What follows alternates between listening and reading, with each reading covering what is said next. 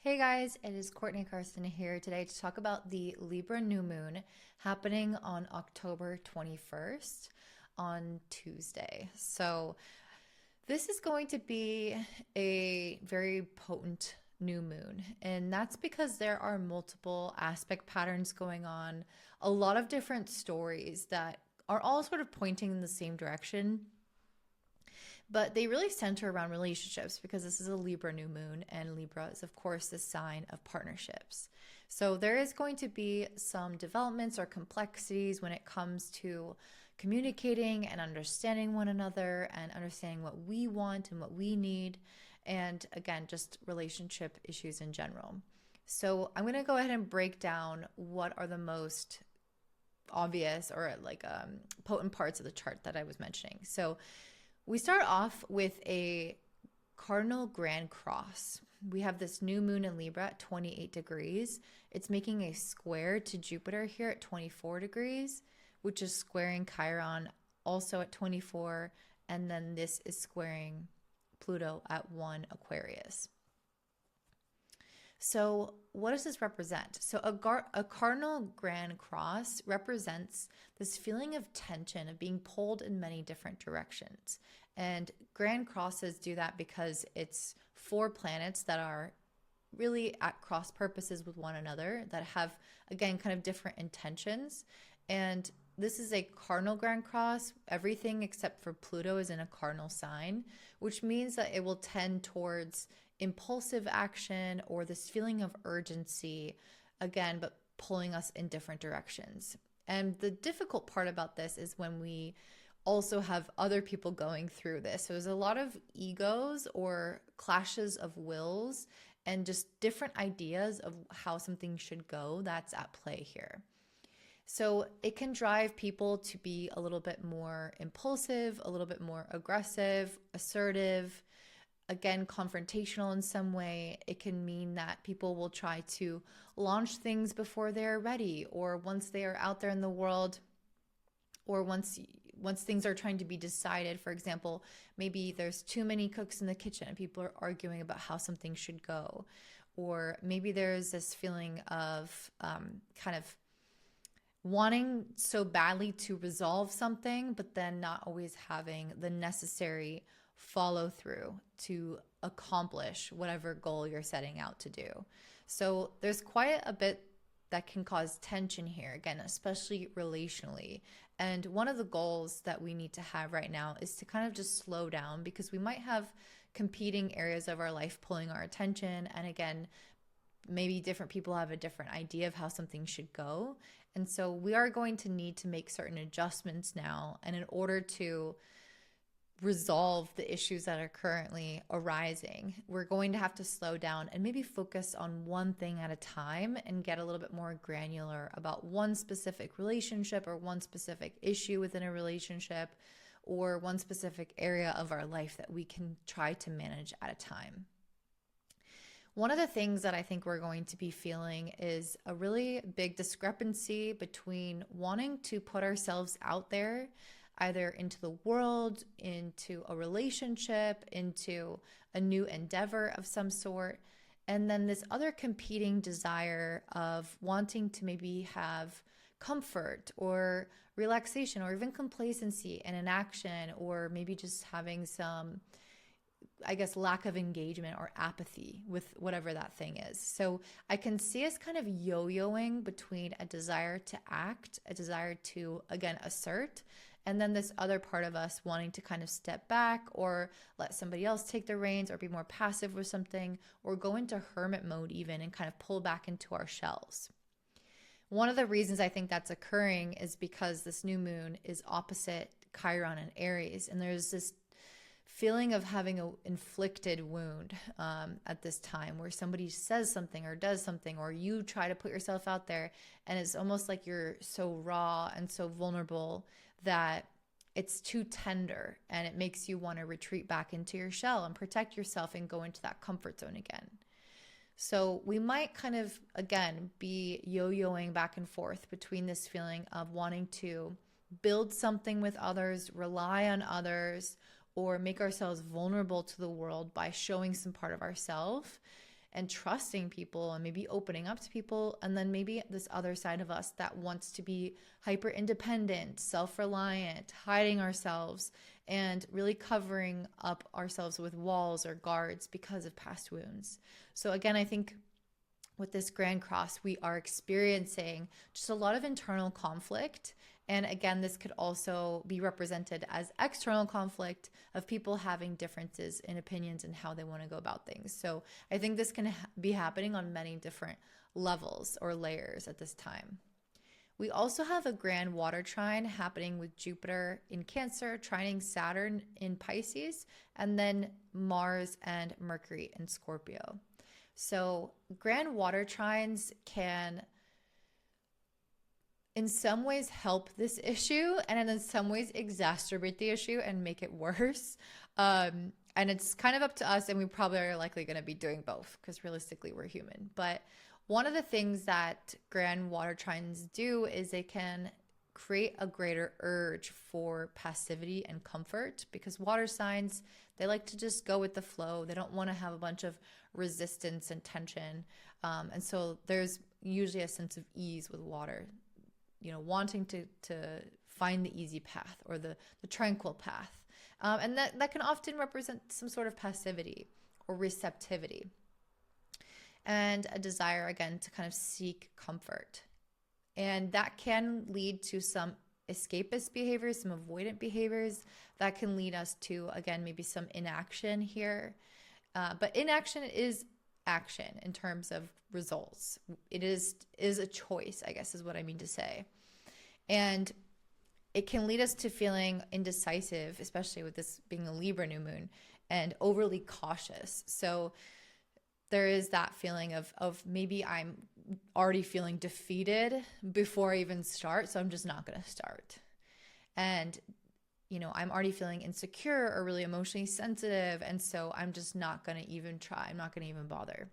So again, I see us pulled in kind of two different directions, and this water trine potentially could make us skew a little bit more towards the inaction piece. But I do think that the grand water trine is also the solution in many ways to the problems arising with the Grand Cross, because it can help us understand on a deeper level what intuitively, emotionally, and psychologically is going on, and spiritually is going on in a situation, and what we need to do to improve the situation. So one of the things that I think many of us are going to need to look at is the way that we have balance in relationships, because Libra is a sign of balance. And this doesn't have to be just people relationships. This can be your relationship with something in your life, something that you engage with. If you're working, the balance that you have in your relationship with work, or it could be with people that you work with, or your work and your family. So there's a lot of ways that this can manifest, but we need to be asking, what ways do we need to change in order to really restore balance? Because I think many of us have maybe kind of just been indiscriminately giving or taking, and it's potentially something that we need to bring more awareness to, so that we are kind of going back to the drawing board and being more conscious when it comes to the way that we give our energy or take from others. And what our general expectations are in relationships, what we're looking for in relationships, what our approach is to relationships. I think that these are things that we need to not constantly, but we need to periodically rewrite or kind of go back to the drawing board with and reassess to see, is this working for me the way that things are right now?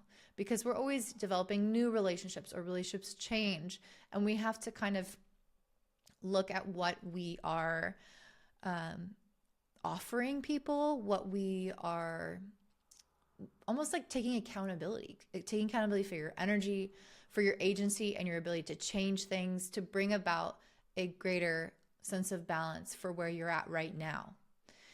And part of this is going to be also realizing what baggage you're bringing to the table, because some of us are going to bring our own triggers, our own defenses, our own insecurities, or even unhealthy habits, which I think can very much come out with Mercury conjunct Mars by people saying things in very blunt manners that are maybe not helpful. But yeah, unhealthy habits in general that we could be bringing to the table, or again, just pain and baggage that we need to also take accountability for. So it's really in our best interest at this time to use the Libra quality of being objective, of being fair, of doing something justice. This is an air sign, so there is an ability to look at fact rationally, to see ourselves in the situation clearly and see what we are, again, bringing to the table in these scenarios. And so that kind of brings me to my next point, because I will say a grand water trine can be overly subjective. It can take your emotions and make you kind of skew things based off of those emotions and say things maybe that you don't mean, or maybe you do mean them, but they're not based in fact. So it can kind of bring out just a lot of biases based off of your feelings. And so that's where the yod comes into play. So the yod apex is the moon and the sun, and it's making this quincunx to both Uranus and also to Neptune, which sextile each other. So it makes this little like triangle with the new moon at the apex of it. And again, when we have this kind of Libra energy, it helps us bring back this balance. And I think it's helpful to have it at the apex, because a yod is kind of like an arrow. It's pointing in that direction and saying that this is a focus for us. With the sun and moon being at the apex, being such important planets to our personality, it really is saying that we need to kind of self-correct in some way in terms of our identity and just personality, but also in terms of our kind of emotional experiences as well. And we need to, again, have this kind of accountability piece of seeing where maybe some of our approaches to things and viewpoints on things are affecting the situation at hand, or where we have maybe certain emotions that are bigger than the experience merits. Because I do think, again, that this is kind of a triggering new moon with the opposition to Chiron. So we might have this kind of distortion from our inner world that is affecting our relationships. So basically, I think that at the end of the day, we are needing to look at our relationships through an objective and fair lens and be clear around where we are showing up, but also be clear on what we desire, what our hearts desire, and express that to people, being honest with people. I think we need to get really, really clear on that, because again, I think a lot of things have changed in our life and it's just time for an update around that. And if we are pulled in many different directions or have any lack of clarity in some ways, or if in some ways we want to move forward with connections and relationships, and then other ways we want to pull back because of past pain, we can really show up with this mixed bag of energy that other people are picking up on. So having us kind of get all in alignment with our inner selves is going to help our relationships externally. And I think we also need to have a lot of courage and conviction at this time, a lot of confidence in ourselves and asking for what we want and believing that we can have it, but also a lot of confidence to be able to withstand rejection, because relationships always involve two people, and that other person might have a different idea for what they want or don't want. And so if somebody does want to, walk away, or they're not interested in something, or they, whatever it is, I think a lot of this new moon is also about having enough self-confidence and being able to have, self-worth to recognize where the boundary is at with different people and what they want versus what you want. And that can be kind of difficult with Mercury and Mars together in Scorpio. I think that this placement is one for, a tongue lashing. People can be a little bit mean with a transit like this. They can be very direct, which is helpful, and very honest, but they can also be kind of cold or, pushy even. Mars can be quite demanding, quite pushy, especially in its home sign here. And I think that can be helpful in the sense that you can be honest and direct with people and kind of talk about things outright. But I also think, where recognizing where you need to have peace with something, let something go, cede to what the other person wants when you you can't force someone in a relationship to think or want the same things as you. And so, yes, I think that there can be some tension, some fighting potentially, or some anxiety in relationships, trying to make things balanced, trying to make things work, trying to bring people together with all these different thoughts and opinions. And I think that's at the core of what this new moon is about. And what we can do as individuals is take responsibility for ourselves, make sure that we are really clear and in internal alignment with what we want, and then do our best to put ourselves out there for that, or find a good balance between, you know, self-preservation and then maybe being more, self-preservation is maybe not the best word, but like, you know, protecting yourself emotionally and also putting yourself out there, finding a good balance between that, and being willing to accept the reactions that other people have towards your advances. And this is going to vary depending on each stage of relationship. And again, this could be a relationship with anything that you're interested in or anything that you're doing as well. It doesn't just have to be a person, but I think for many of us, it will involve people to some degree. So yeah, if you are already in a relationship, this could represent, you know, a conflict that comes up within the relationship, maybe people being on two different pages. If you're not in a relationship, it could represent conflict in getting closer or not getting closer. So we're just having to navigate a lot with one another at this time. So I'm going to go ahead and dive into what this looks like for all the signs. So make sure that you like this video and comment down below your personal experiences, and don't forget to subscribe as well. And I will see you in the description box down below. There's going to be time codes for your sign. All right, at first we have Aries, rising and sun. This Libra new moon on October 21st is taking place in your 7th house of relationships. So some of you guys could be having some new stuff going down in your relationships, new developments, new people that you're meeting. Maybe you guys are going to be asked to sign a new contract or compromise with somebody in some type of way. But this is obviously a complicated new moon, one that is, I guess, you know, like I was saying, quite potent, or there's kind of a lot going on with it. And so I wanted to pull some cards to look at these 3 different aspect patterns, and I based the questions off of them. The first aspect pattern is the Grand Cross. The second is the Grand Trine, and then we have a Yod as well. So for the Grand Cross, I'm asking, what is tense? And then for the Grand Trine, I'm asking, what is relaxed? What is working? Because if you know anything about Grand Trines, they represent an uninhibited flow of energy. And then the final question is, what needs to change? So I'm just pulling cards for each of those for you. But whatever needs to change is definitely going to be involved in relationships, I'm sure, because of this new moon being in your 7th house. Okay, so let's see. What is tense? We got the Emperor for you guys. The Emperor is a card of ambition. It's a card of control, of being the one who has the final say over something. That's really interesting to me. I think that there might be a little bit of that going on here with this new moon opposing Chiron in your sign in the 1st house. There can be a little bit here around like who makes the final decision, who has the say over something. That can be quite triggering here. You know, wanting to maybe compromise versus wanting to have the power or the upper hand. I think that could definitely be something that is brought up for you mentally or emotionally right now.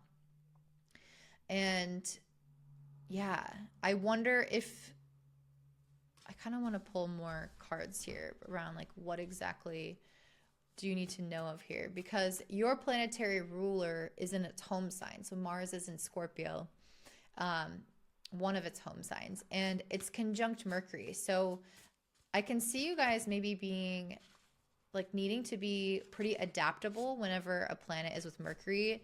There's a need for that planet to oftentimes be mercurial in nature. And if you know what that word means, it means to be flexible, adaptable, changeable, ups and downs.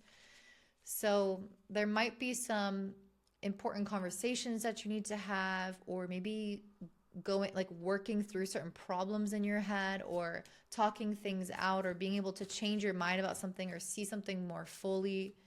And again, I think that might involve other people kind of pushing back on certain things that you think in order to accomplish that. So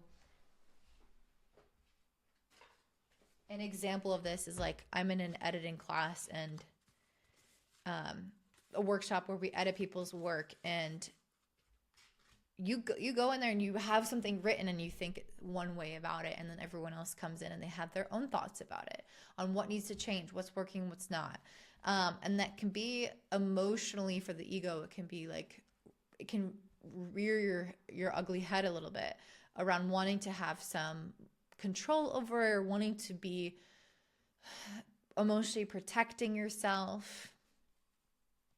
So there might be some of that going on. I mean, not obviously that scenario, but like something along those lines of wanting to have the final say with something, but then really needing to concede and consider everyone's opinion and be open-minded and like factual and flexible. Yeah. There might be something also when it comes to the work that you're doing that is unsustainable in the long term. And you might also need to be flexible in regards to that. Like, there's something with the Page of Pentacles, the Star, and the Ten of Wands. There might be something here in that other people can see about what you want that is either unachievable, or again, it's going to kind of push up against realistic boundaries. Like, you might exhaust yourself. I don't know. There's something here that other people might see that there is a problem with a certain desire that you have. Maybe it's too optimistic. Maybe it's overzealous. Like, maybe you're just taking on too much work with something, and maybe somebody else has an opinion here that's like, okay, you need to be more balanced. I don't know. I can see people challenging you and be like, okay, I understand you want to write, 6 books at a time and go on all these trips, and you want to take on this project and that project. And it's like, well, maybe you need to be a little bit more open-minded and flexible around what's realistic and like what is balanced. Because again, at the end of the day, this Libra new moon is about balance. And I think others can help you come into that balance. So that's part of where the tension is. I think that the tension is maybe needing to concede a little bit in terms of your vision around how something will go, and being more realistic with it. And Mercury conjunct your ruler can help you have greater logic on your side in order to plan properly. So my second question is, what is relaxed and what is working? Because we do have this grand water trine involving your planetary ruler as well, in a trine with both Saturn and Jupiter. So we have the Devil, the Judgment, and the Hierophant. So what is working? I don't know. I feel like this is interesting. I feel like you guys have been able to somehow purify something, because the Devil can represent an unhealthy attachment to something. This could be a limiting belief. This could be an addictive habit, like a pattern. Like, it could even be as simple as like, I complain too much when I hang out with my friends, or maybe I drink on the weekends when I could be spending my time being more productive. But I see you with the Judgment and the Hierophant being able to make some really good headway when it comes to being proactive or productive, and kind of make an overhaul or change to whatever this like negative habit was, or this kind of toxic trait or pattern. I see that this grand trine, maybe, I don't know, I think it's also really helpful to have both Saturn and Jupiter in a trine to your sign, to your planet, because I think it's helpful to have both a feeling of kind of self-belief and optimism and taking care of yourself emotionally, which comes from Jupiter and Cancer, but also the productivity and the diligence and the ability to sacrifice that comes with Saturn, and mixing those together. So this might just indicate that you guys are kind of getting more like self-control over a issue that has been recurring in your life when it comes to a pattern of behavior or like thought that was tripping you up. I see you guys like overhauling your life to get rid of that or to get it under control, even if it's just temporarily. So that's what's working really well right now. And then the question of what needs to change, we have the World card. So the World card can represent a number of things. The World card can represent, well, first of all, this has 2 fish on it, which is definitely giving me Pisces energy, and Saturn is retrograding for the final time in Pisces. And like I said, it's trining your planetary ruler Mars. So there might be something in regards to work that needs to change, because the World can represent like traveling, it can represent achievement, certain successes that we want to have. And I definitely, that makes me think of, you know, worldly achievement as well, and like the work that we're doing. So there's some kind of thing around like work and achievement and success that I think needs to change for you. Maybe your view on it, maybe what you're trying to go for, or your approach or your way of trying to go for it. Something about that needs to change.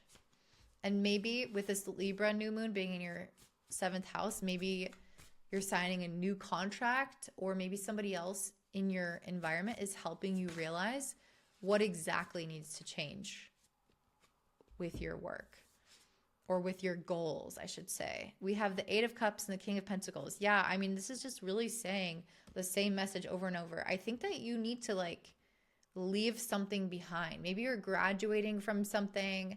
Maybe you're accomplishing something and you need to move on to the next thing. Maybe you're walking away from one path to invest in another, because you might be trying to do too much. I don't know. There's a lot of ways that this can manifest. So I'm not going to go down every path, but I think that you guys can get the sense that there is a need to, again, kind of move on or graduate from one specific thing that you're trying to do, or one approach that you have to get there, and try a new one, or just only try one if you're trying many.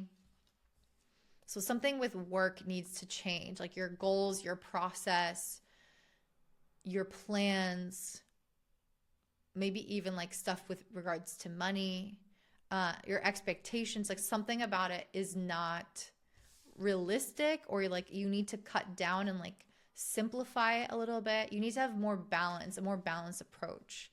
And I think, again, relationships and other people, or your ability to work with other people or bounce ideas off them or receive feedback from them, is going to be really key for you to understand the best way to go about this. Because you might partner up with certain people to take some of that load off, or again, just having other people's insight in order to tell you like, hey, this is the best, this is the most, you know, fruitful path for you. Go down that path. You're really good at that. Take those things into account, instead of trying to do everything all at once. So yeah, I think there's a lot of different ways that this can manifest, but I hope that you get the general idea of what I'm trying to say and how this applies to your life. And if it's helpful for you, let me know in the comments down below. And don't forget to like this video and subscribe. And I hope you have a beautiful day. Bye. All right, up next we have Taurus rising and sun. This Libra new moon is happening on October 21st in your 6th house of work and health. So kind of the most, you know, low-hanging fruit for this would obviously be some kind of new beginning, or maybe some disruption even to your work or your health, and kind of like your day-to-day routine. But I'm sure there's a lot more beyond that. So we're going to break it down in 3 different questions based off of the aspect patterns going on. We have a grand cross, a grand trine, and then a yod. So the first question is, what is tense? And that represents the grand cross. And then the next question is, what is relaxed? And then that is the grand trine. And then lastly, what needs to change? Okay, so grand trine, and then what needs to change? Yod. Okay, so when I'm asking what is tense, I got the 3 of Cups. I mean, this makes sense during this Libra new moon, because we are having it opposite Chiron and in your 12th, which can bring up a lot of like subconscious patterns of insecurity or uncertainty, or like wanting to hold yourself back in some kind of way, either in your work or in your relationships. A lot of stuff around like worthiness and fear and all of that can come up right now. So I feel like there's something going on that's inhibiting you either in relationships or work right now. And again, I think it's that Chiron energy, because Three of Cups is a card that speaks of connection. It speaks of celebration, you know, feeling like I'm doing really good at this and I deserve to be celebrated for it. And I'm like proud of this thing that I'm doing. And things with relationships are going really well. Yeah, we got the Four of Wands. This is another card of celebration.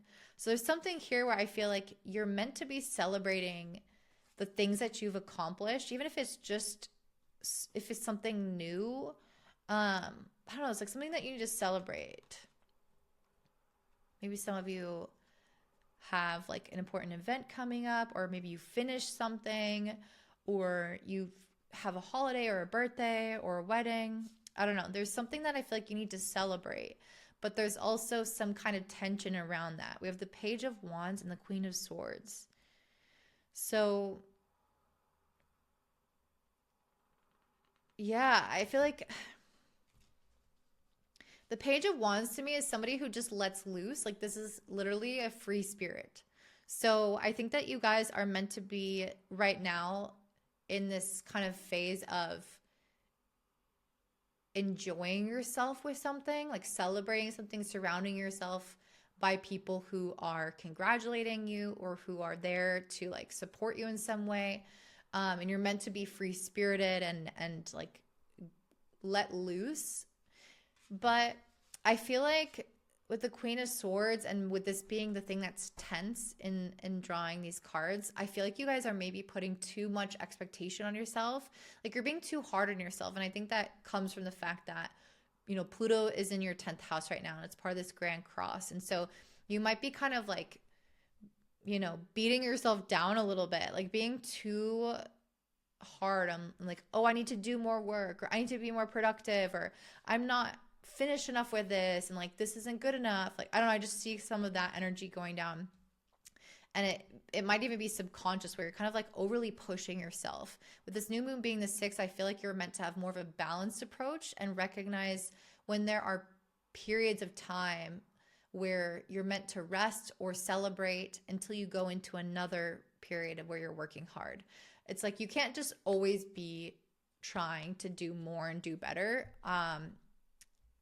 There has to be some level of getting to relax, getting to breathe, getting to enjoy what you've already spent time trying to complete instead of just immediately jumping into the next chapter. There's something in regards to that. It's like being kinder to yourself and recognizing when you can ease up, when you can be more free-flowing, when you can trust yourself more or celebrate yourself more, be more creative, be more inspired. Because I feel like there's such expectation that you might be putting, or even judgment that you might be putting on yourself in the name of honesty, that could make it so that it kind of zaps the fun out of something. And that's just not necessary. So that's part of what I think is a tension going on here. So what is relaxed and what is working? We have the 9 of Pentacles and 5 of Wands. It's weird because the 5 of Wands is usually a tense card, but because this is what's working, I don't know if these are the same message or if these are working separately. Let me just pull that card. Are these cards working together? Justice. Yeah. Okay. So the 9 of Pentacles represents somebody who really feels like they are in a state of abundance. This is somebody who understands that they are powerful and that they can create the reality that they're looking for. Like just a very self-reliant, independent, self-assured type of energy of I can create this thing. And I think that what you're doing well is like you're being able to balance that mindset with the 5 of Wands, which is an energy of like hunger, competitiveness, like drive, ambition. I feel like you're balancing these two well because I don't know. I think that these are quite compatible aspects of the self, but I don't know.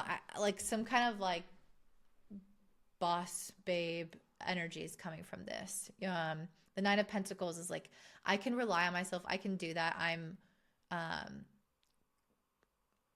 Yeah, I don't know. Like being able to take care of the ish that you need to take care of. Again, I feel like you're being very productive, maybe to a fault a little bit, but like what's going well is that I think you are seeing that like you can do this. I feel like it might be interspersed between periods of doubt because I do think that there's doubt with Chiron opposite this new moon. But I think the doubt is causing you to overwork a little bit and not realize that actually you can relax. But I think there's also quite a bit of this self-belief as well. So, humans are complicated. We're always experiencing a lot of contradicting emotions. And yeah, I think that there's some part of you that's like competitive or knows when to fight or knows like, I don't know, I just see you being able to balance a little bit this like fire and ambition, like spark, and this ability to like defend yourself when necessary, fight for what you deserve when necessary. I see you balancing that well with this like self-contained, self-reliant aspect of yourself. I don't know if that 100% makes sense. But yeah, I mean, it's not like it has, these are not opposite things though. Like they feel, again, compatible or somewhat similar in the way that they are. It's like you're kind of in this boss babe energy of being really self-reliant and independent, and then feeling kind of like ambitious and ferocious and like you got this all together. And I think that that's what I'm trying to say, is that's what I see here. I wonder why. I think part of this is like Mars being in your 7th house. There's more of this like fighting spirit. You're more, again, maybe more competitive right now, or you just, yeah, I don't know. There's something there with that Mars that gives you a little bit of spark of wanting to push back. If you need to push back, like wanting to stand above the rest, if you need to stand above the rest. Okay. So what needs to change? So this is going to be based off of the new moon aspect in the 6th. So first of all, I think part of what needs to change is being able to know when to relax. Yeah, 10 of Swords and then the 4 of Swords. This makes a lot of sense. So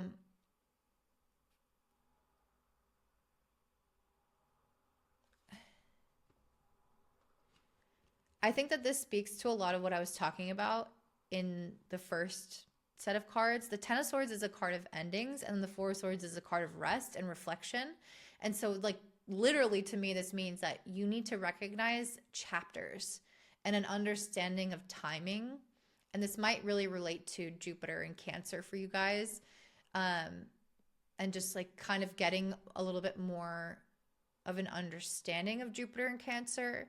This new moon does, again, square this placement. So I think that you guys need to put it more into practice. And Jupiter and Cancer is very understanding, again, of timing and chapters and rhythm, because Cancer is ruled by the moon. And the moon, of course, has all of her phases, and she understands, what gets done at what phase, I guess, energetically. And so there's something going on here with that, where the 10 of Swords, when something ends in your life, giving yourself the time to rest and reflect on that previous chapter before trying to rush in with expectations and speed and pressure on the next steps for your new chapter. Giving yourself a lull in between to, again, kind of integrate what just happened. This is really common in like medicine, like plant medicine, for example. You would not just go to a ceremony and do this major overhaul in your body and take these, medicines that are really intense, that make you go through these spiritual awakenings and huge experiences, and then just immediately go back to work the next day. you would need a period of integration. You would need support. You would need to talk to maybe a therapist or have some kind of guide with you. There's this feeling of transition that has to happen between one phase to the other. And I feel like you're not honoring that process of transition. And it's almost like too stark of a contrast, too much of a jolt or a shock to go from one thing to the other thing. And you need to have almost like a ceremonial celebration or something in between to rejuvenate and rest and enjoy what is to come, but also enjoy like what has passed, and maybe like process what has passed as well. So I hope that makes sense for you guys. If that relates to, I know it's kind of a specific message, but might not relate. If it does or doesn't, let me know in the comments down below. Don't forget to also like this video, subscribe, hype the video, share with your friends, do all the things, and I will see you guys next week. Bye. All right, up next we have Gemini rising and sun. This Libra new moon is happening in your 5th house, and it is, again, a kind of complex new moon in the sense that there are 3 major aspect patterns going on. I'm going to be pulling cards. I'm going to have one question per aspect pattern. So a Libra new moon in the 5th house can bring for you guys a new leaf that you're turning over in romantic relationships. It can also bring a kind of new, exciting energy to your creative projects and maybe things that are hobbies, like new interests in hobbies, especially artistic ones, or travel or trips that you're going on. It can kind of create some, again, new leaf or new path in regards to that, or even friendships, and just like going out and meeting new people and whatnot. This is, however, not so simple of a new moon, because we have Chiron opposite this placement, which can bring out things that need to be healed or insecurities and things that come out as a result of these things coming into our life. So we're going to pull some cards on this. The first question I have is, what is tense? Because we, again, have a grand cross, a part of this new moon. And then I'm going to ask, what is relaxed and working? And then what needs to change? So, got a lot of cards today. Okay, so we have, what is tense? We have the 5 of Cups, the 3 of Pentacles, and then the Page of Pentacles. So automatically with the 5 of Cups, this is a card that speaks to some type of past disappointment or loss. So let's just give an example. Let's say you are starting to date again. This means that maybe a previous breakup or previous disappointments in relationships energetically could potentially be lingering here a little bit. So just having this like ghost looming over you of previous disappointments that you're scared of happening again, and the way that affects how you show up to things and build the new thing with the 3 of Pentacles and Page of Pentacles.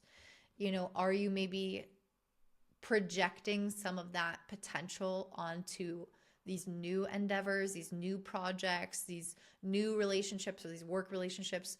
Are you bringing some of that old energy to the table?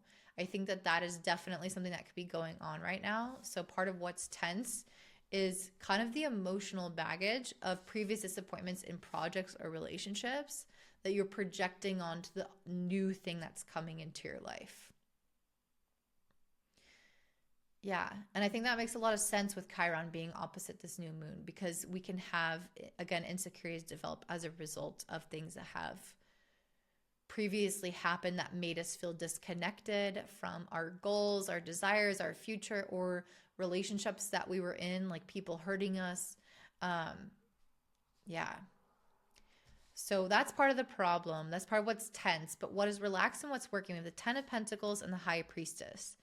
So even though I think that there is some emotional baggage here, I also really feel like you guys are in a phase of really trusting with the High Priestess, really trusting yourself and your path, trusting that there's a lot that you don't see or don't know, and on this new journey with this new creative project or this new person, or this new friend, or this new hobby or whatever. Even though you might emotionally still be carrying some of that baggage forward with you, I also think that you are moving forward with a lot of blind faith as well. And I think, again, just because there's baggage there doesn't mean that there's not optimism, doesn't mean that there's not excitement, or again, a trust in the divine. The Ten of Pentacles, I feel like there is like a sense of knowing. This feels like a very Saturnian type of energy, and Saturn is in your 10th house right now, really guiding you forward on, what is it that you want long term? What is it you want your legacy to be? What is it that you want to have really long standing roots in your life? The relationship that you want to stay, or the creative project that you want to work on for years, or something, just something that has like this sense of permanence or very long lasting essence. I feel like you, even though you're navigating something new kind of blindly, you are trusting your own inner guidance system that you know what feels like forever or what feels like a permanent thing, and that you know how to work towards that and what doesn't align with that. Like, I feel like you got long-term vision on your mind, I guess is what I'm trying to say. That doesn't mean that every decision you're not going to like not invest in something just because it doesn't fit long term. But this is someone that, I don't know, it's like somebody that understands what they want for the long haul, and they are trusting that the actions that they take and listening to their intuition now is going to get them to that place, even though they can't connect the dots and immediately see how where they're currently at is going to get them to that long-term vision. It's like a blind faith and leading with a really great sense of security and like inner knowing of this is where I'm headed. And that makes sense because Saturn's at Pisces, in Pisces for like the last little bit. Yeah. And just more clarifiers. I got the Six of Swords and Two of Swords. This is like, whereas maybe previous times of your life, I feel like maybe you were uncertain about certain things. Like maybe you were in a process of discovery when it came to what you wanted to do with your time, or where you wanted to live, or what the kind of person that you wanted to date. I don't know if it's because you're maturing or what you've been through recently, or maybe Uranus moving into your first house or into your sign, kind of awakening that very authentic connection to the self. But there's something here around you guys. Instead of having like all these different conflicting ideas about like, oh, I'm going to go here, or no, I'm going to go there, I'm going to do this, I'm going to do that. I feel like you guys, there's still a lot of unknowns, but you're not, I don't know, I don't see that kind of, I see a very like serene movement down the river of life, instead of like looking at every little side canal and wondering, was I supposed to go down that way? I don't know. It's like I see you guys trusting yourself more and leaning into your intuition and being like, I just instinctively know that this is the right thing to do right now. I can't really tell you why.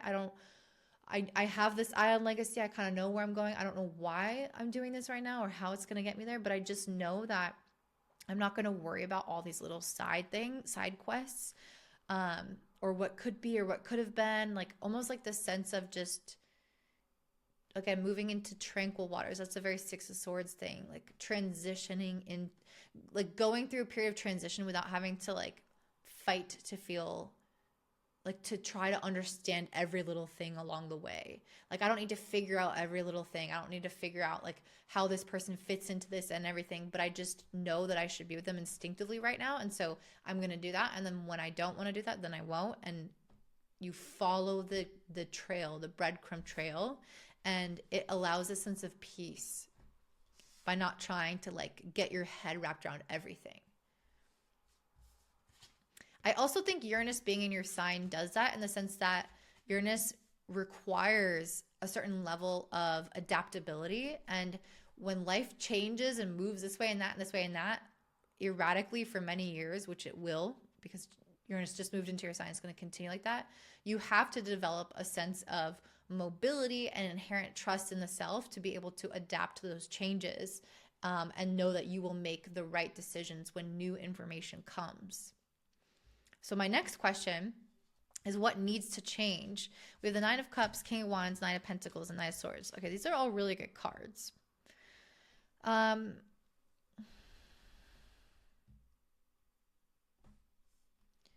So I don't know what needs to change. The Nine of Cups and King of Wands. I feel like because this is a new moon in the 5th house, I genuinely feel like a lot of this is about rebuilding one's sense of self and the confidence that you have around what you want.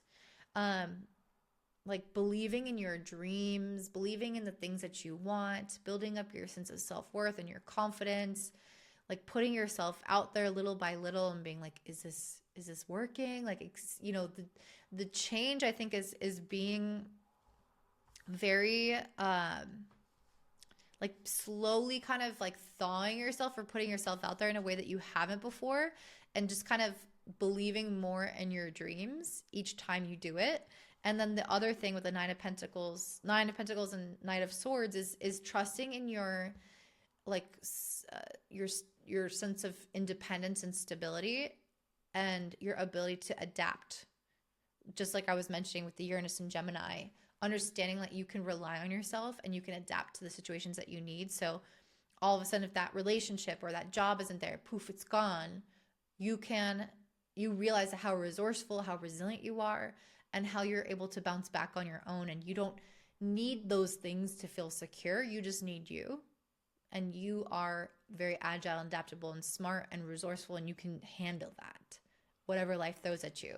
So there's a sense of two separate messages. The things that need to change is like really leaning on yourself and trusting that you got this no matter what's happening in the external. And then the other thing is like putting yourself out there more and growing in confidence and believing more in yourself and in your dreams and in your desires and your wishes, whether that's, again, relationship and romantic or creative or, you know, hobby wise or friendship wise, like really being able to kind of slowly put yourself out there more and, again, invest emotionally into those desires and think like, I can have this, basically. So yeah, that's what I see for you, Gemini. I feel like a lot of this is about getting rid of that baggage that not getting rid of it in the sense of like you need to do all this work on it, but I feel like it's more so just like slowly kind of putting yourself out there, and challenging emotions can come up when you do that. And you're just going to slowly overcome it and build more of that self-trust and reliance so that you can see that those past stories don't really have power over you anymore. So that's what I see for you, Gemini. If that resonates, I'd love to hear from you in the comments down below. Also, don't forget to like and hype this video and subscribe and share with your friends, and have a beautiful day. Bye. All right, I'm going to have Cancer rising and sun. This Libra new moon happening October 21st is taking place in your 4th house. And this is definitely going to have the potential to bring up some changes within your family, your children, your place of living, your emotional center, your financial security. But this is a complicated new moon. As I talked about in the intro, there is 3 different aspect patterns going on. I'm going to pull cards for each of them, and I have a question basically for each aspect pattern. The first is talking about the Grand Cross, and my question here is, what is tense? I'm imagining there's something going on with like career potentially for you guys, but we're going to see. What is tense here? What is tense here?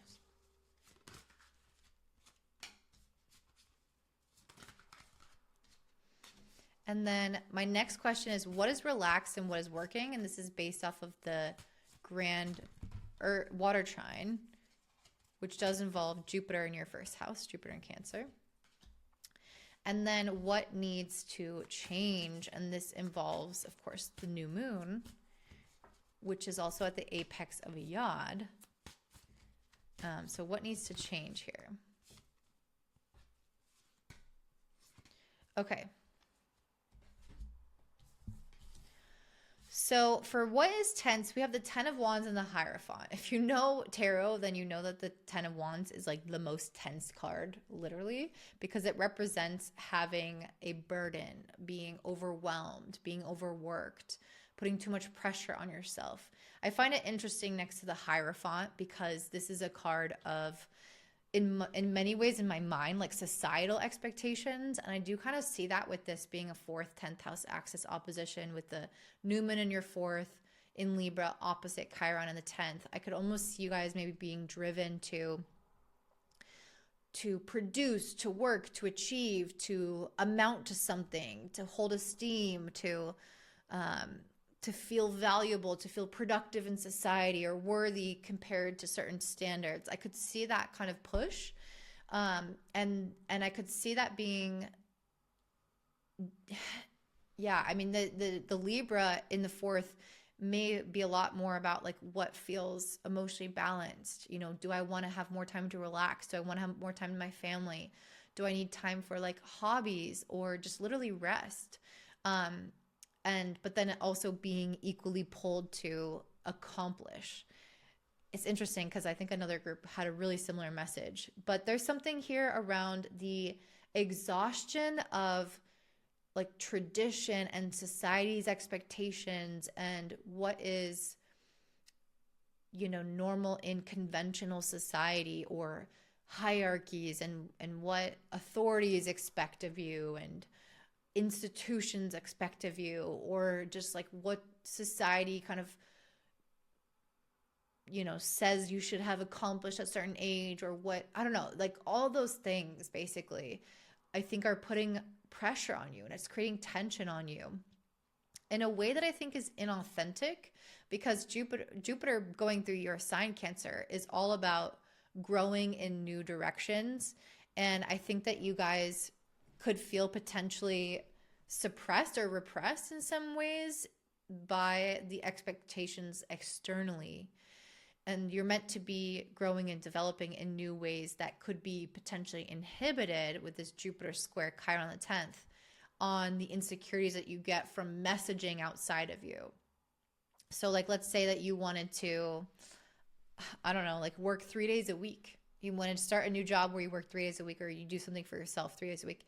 But then everyone in the world is like, that's not enough money, or you're not going to be like doing enough. And then you start to wonder, oh, do I need to do all those things? Like everyone's saying that I need to do all those things. But that Jupiter in Cancer wanted you to experiment and maybe try that lower amount of work per week to show you that you could do that and still survive and still be happy. So I don't know. I just think that there's something here in regards to like unrealistic societal expectations that are prepackaged, that are defined by people who are not like you, and that you're maybe using that as a way to be insecure about yourself. It's almost like needing to trust your own instincts more when it comes to what works for you in your balance of your life, especially between like work and home or work and rest, or goals versus like intrinsic desires and need for like self-care. So what is working? What is relaxed? I have the Wheel of Fortune and then the 10 of Swords. It's interesting because both of these cards represent some type of ending of a cycle or the completion of something. So I feel like this is saying that you guys are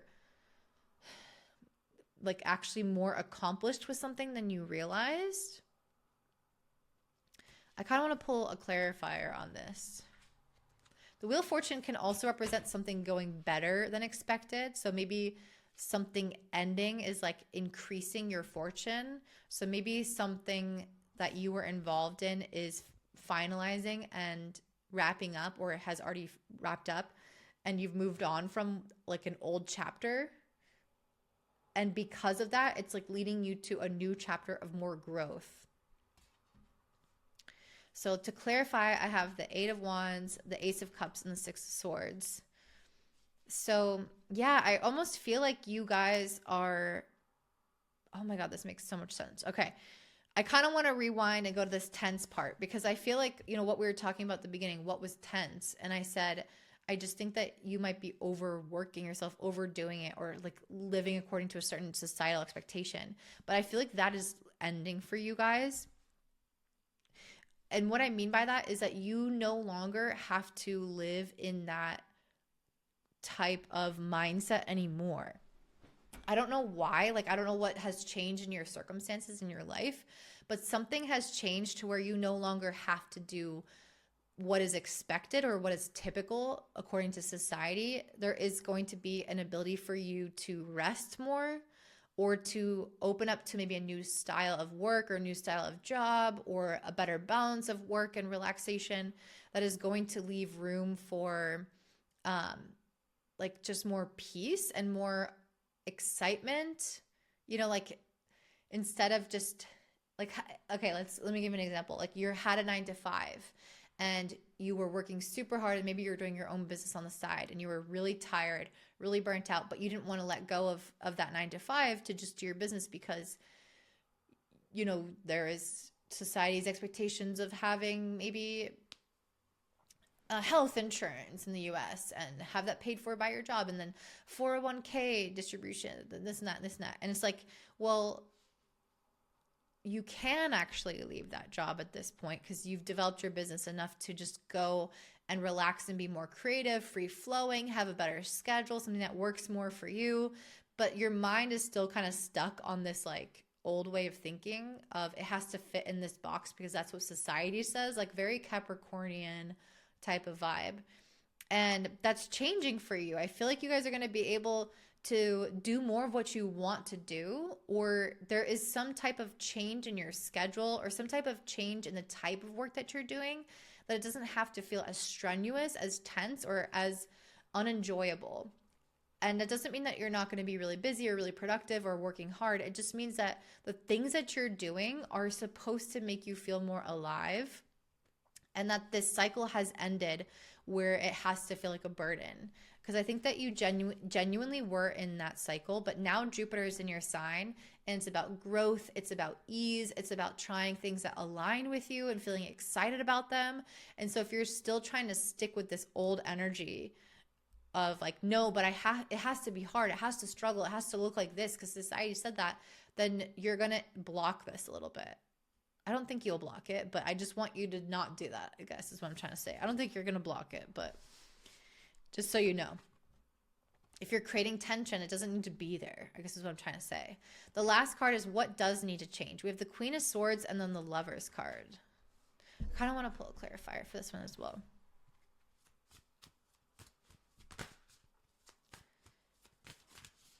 But I feel like this does kind of speak to, yeah, definitely. We got the Magician as a clarifier. I feel like this really speaks to what I was already saying. The Queen of Swords, the Magician, the Lover. I think that the Queen of Swords is a card of truth, of clarity. And the Lovers is a card to me that speaks of like soulmate energy. But I think that this is more so speaking to like doing more of what you literally love. Like having this feeling of being in love with the way that you live your life and spend your time. And realizing with the Queen of Swords, like that you actually can do that, and thinking in line with that as well. Like how thinking logically about how you can do what you want to do and make that work for you. And the Magician card is also about that. It's a card of using the tools that you have in your innate nature, as well as like things that you've developed within yourself, to capitalize on them and make something that is like really in alignment with you, manifest something in alignment with you. So it's like, for example, let's say that you want to be an artist. Well, maybe you, instead of thinking, oh, I have to have a 9 to 5 job and it's got to look like this, and then I'll just do my art on the side. No, this is you being like, okay, how would I logically, realistically make this work to make art my full-time thing and enjoy how I spend my time and manage my time? And you might say, okay, it would take, X, Y, and Z income. And then here is my business plan to get there. And here's my marketing strategy. Let me talk to this person about that and get this all organized in a realistic fashion, not like a dream or fantasy, but in a real honest reflection of reality of this is what it's going to take. This is how long it's going to roughly take potentially. Of course, you don't really know that for sure.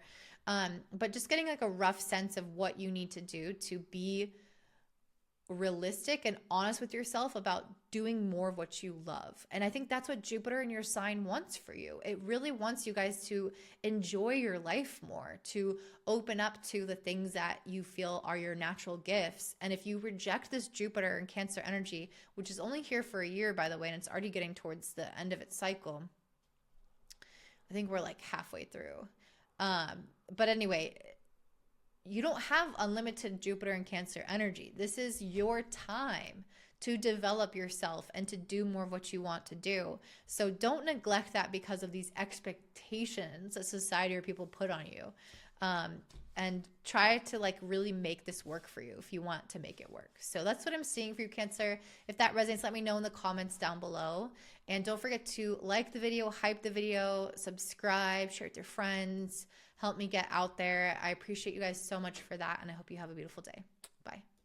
All right, I'm going to say Leo rising and sun. This Libra new moon on October 21st is happening in your 3rd house. And like I was saying, this is a little bit of a complicated new moon. There are 3 major aspect patterns going on. So I am asking one question per aspect pattern to the cards, and we're going to see what Spirit has to say about this. So we're starting off with the Grand Cross, and this is going to represent some kind of inner tension. So I'm asking, what is tense in your life right now?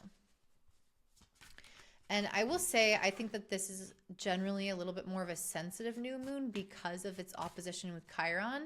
So you guys might be a little bit more anxious, a little bit more in your heads, but it's a time to kind of have some type of change or a new start in your socialization, in your thought patterns, in the way that you communicate or think about things. But you might have some old insecurities or old thoughts come up before that actually happens. Okay, so the first question that I asked was, what is tense for this Grand Cross? And we got the King of Pentacles, the King of Swords, interesting, and then the Fool card. Interesting to get 2 kings. That's kind of rare. So King of Pentacles, King of Swords, and then the Fool. So let's see, where's Saturn? Saturn is trining.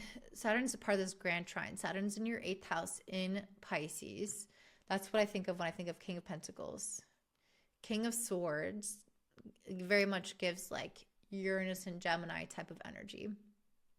Or even Pluto and Aquarius. And the Fool.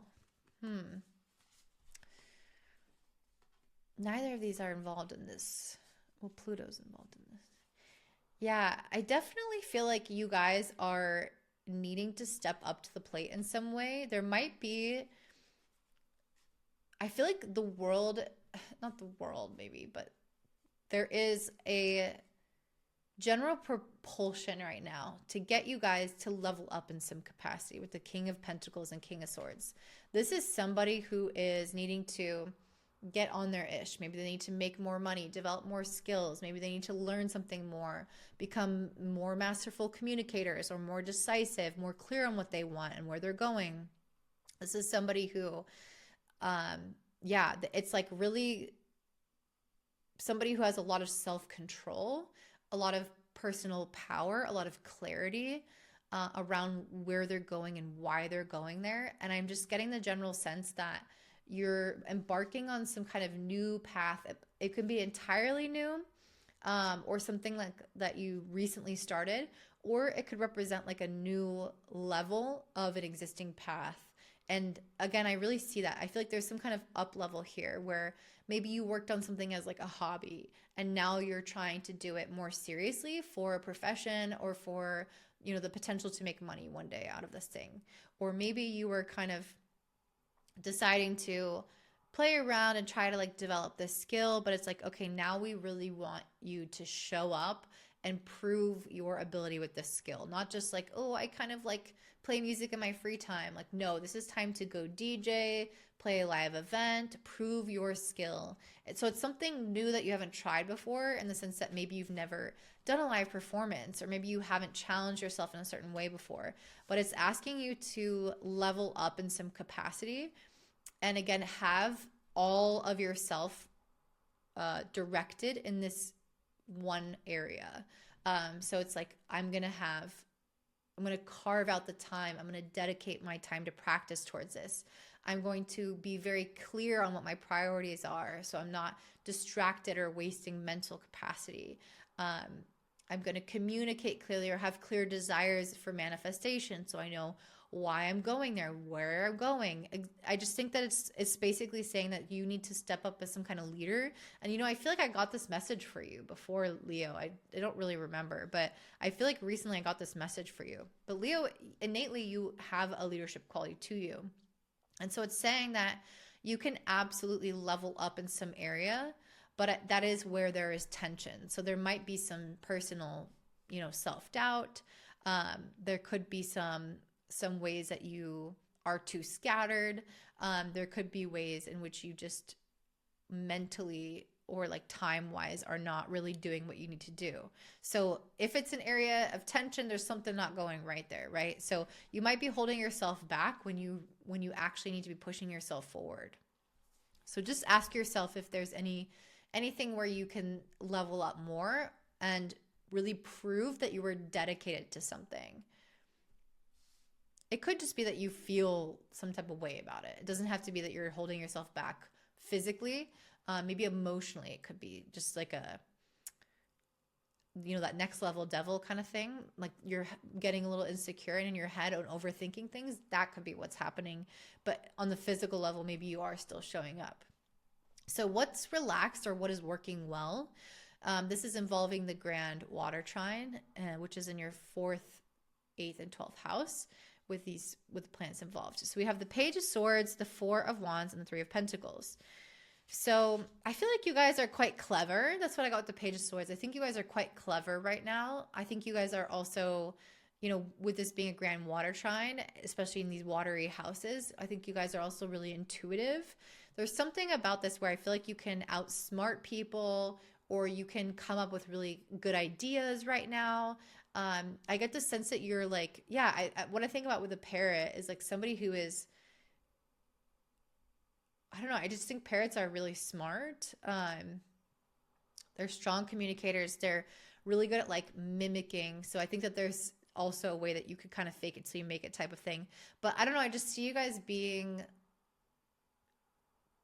quite clever. I think that's the word, clever. And maybe you have something really worth hearing right now, some kind of message worth hearing. We have the 4 of Wands and the 3 of Pentacles. So I don't know. I feel like people are going to be on your side more with the 4 of Wands and the 3 of Pentacles. Like maybe other people are going to be helping you develop your voice, or they're going to say that is really clever, you should do that. Or maybe they congratulate you in the workplace because of some new idea that you had or implemented, or you did something, exceptionally well. I don't know. I just feel like people are affirming your capabilities, or they are helping you develop them in some way, or both. But I'm getting the sense that it's like you are actually quite clever. You have a lot of ideas. You have a way to like work around issues and problem solve. And that's what a new moon in the 3rd house is. It's all about activating the mind. So I think that you're coming up with like a really clever idea, or you're like working quite well right now in terms of your mind. I think you could also, at certain points be insecure about that and like lack belief in yourself, even though you are objectively being clever about something. But I think that other people are going to affirm you and be like, yeah, that is a good idea. Or like, you're doing that well, because you are, even if you have that kind of self-doubt. So what needs to change? Well, we have the 9 of Swords and the Ace of Pentacles. So I feel like the 9 of Swords, I think that this is really representing the whole message here, which is you are going through a process of up-leveling something in your life. And it is going to require a lot of like personal dedication on the physical level, where you have to show up and spend time and effort to like further something along in your life. But I think that the Nine of Swords can get in your way sometimes, because this is a card where somebody has a lot of fears creep up, even though they are unwarranted. Other people are affirming that you're quite good at something. They're celebrating you. They're honoring what you're doing. They think that you're smart or good at something naturally, or maybe they're seeing the time that you have spent on something and they're like, good job. But the Nine of Swords is somebody who doesn't fully believe it themselves. And they're like, oh no, I don't know if I'm really that good. You know, I have this clever idea. People are saying it's clever and I'm executing it, but I'm still doubting it at the same time. Or maybe you're not fully doubting it, but you are projecting your worst fears. Like, if I do go down this path, if I do invest time and energy into this, like, what if this happens, or what if that happens? And it's kind of like the fear of the unknown. And that makes sense with this Fool card, because you are doing something that's pushing you outside of your comfort zone a little bit, like pushing you to that next level of representing what you do or expanding what you do out in the world. And that might feel scary for you. If you are somebody who's developed a skill at playing the piano and then you're finally going to have your first concert, I can see why you would be fearful and maybe have all these ideas of what could happen in that scenario. And that could potentially, with the Ace of Pentacles, that could, I guess what I'm trying to say is, don't let that fear prevent you from actually moving forward on this new path. Like, don't let that fear keep you from doing that performance out in public, for example. I know I'm using that one specific example, but I think you can hopefully extend it to whatever fits in your life. Just don't let the fear stop you. It's okay to have the fear and do it anyway, I guess is what I mean. So, yeah, as long as the thing that needs to change is that it's not like a change per se. It's saying that don't allow the fear to stop you, and then you're good. So I guess the change would be to, if you did let it stop you, then to do the opposite of that, I guess would be the change. So yeah, that's your message, Leo. I feel like you guys are entering into a phase of, again, kind of showing like how badass you are at something, and like really believing in yourself and going all in on it and going to a new level of difficulty with it or advancement with it. And I think you just need to accept that there is going to be some level of self-doubt in that process, and that's okay. But you guys can trust yourself and your ability, and you'll show yourself that with time, even if you don't feel that right away. So that's what I'm seeing for you, Leo. If that resonates, let me know in the comments down below. Don't forget to give me a thumbs up as well, like the video, hype the video. I don't know what this hype is, but I'm seeing people talk about it. So go ahead and do that. Don't forget to subscribe, share with your friends, help me get my work out there. And anyway, I really appreciate that, and I hope you have a beautiful day. Bye. All right, I'm next to have Virgo rising and sun. This Libra new moon on October 21st is taking place in your second house of finances. So what is this going to bring? I mean, in a very traditional, like basic sense, it could bring some kind of new beginning in terms of your self-worth, in terms of your finances, or ideas that you have around money and managing money, maybe a new purchase. But it is a little bit more of a tense new moon, or it has a lot of complexity going on with it, because there's 3 different aspect patterns going on. There's Chiron opposite this moon, which can bring up a lot of insecurity around money and self-worth, maybe feeling more alone, or, you know, having issues come up around your independence or your, again, self-worth in relationships. So let's get more specific. I want to ask 3 questions based off of the 3 aspect patterns coming up. We have a Grand Cross, and for the Grand Cross, I'm asking, what is tense? What is tense right now for my Virgos? And then for the Grand Trine, which is a positive pattern, what is relaxed and going well? And then for, this is not. So what is relaxed for my Virgos? I really wanted to come out. Okay. And then last question is, what needs to change? Which to me is centered around the new moon and it being at the apex of a yod. Okay. So we start off with what is tense, and we have the Two of Swords, the Five of Pentacles, and the Ten of Cups. Interesting. So definitely something around money, because the Five of Pentacles is a lack of money. We have a really good card here with the Ten of Cups, but it's in the area of what is tense. So to me, there's something here around you guys considering possibilities and feeling like you really, really want something with the Ten of Cups. This is a card of wish fulfillment, having a specific dream or desire that you know emotionally is going to fulfill you, that you know is going to, just like give you everything you want on a fulfillment and satisfaction level. You have that in mind, but with the Two of Swords and the Five of Pentacles, I feel like you guys are kind of wavering about this vision. And I think it's partially because there is some feeling of lack involved. Maybe you feel like you don't have the skills that you need to get to this place, to this vision. Maybe you feel like if you get there, if you take that if you make that kind of goal, you don't have the money to get there. Or even if you, do get there, maybe like if it's a career goal, for example, maybe you don't make much with that career. So let's say like, oh, I really want to buy that car. Well, I don't have enough money to get the dream car that I want, or the dream house. Or maybe it's that you want to do some kind of career, like be an artist, but you are doubting it because you're like, well, there's a starving artist and am I going to make any money with that? So there's something here around feeling like you can't 100% commit on an intellectual level, like I need to, like, as if you're deciding something fully. Like I'm going to fully decide this path and invest my time and energy into it, because part of you, I think, is feeling like there's some lack there. Either you don't have enough to have what you want, and so you haven't decided what you want to buy, or if it's related to a career or some kind of objective, you aren't sure about the cost of it, or if you'll get enough money from it long term. And so you're kind of doing some fence sitting, I guess is what I'm seeing, because of this feeling of lack or scarcity or uncertainty.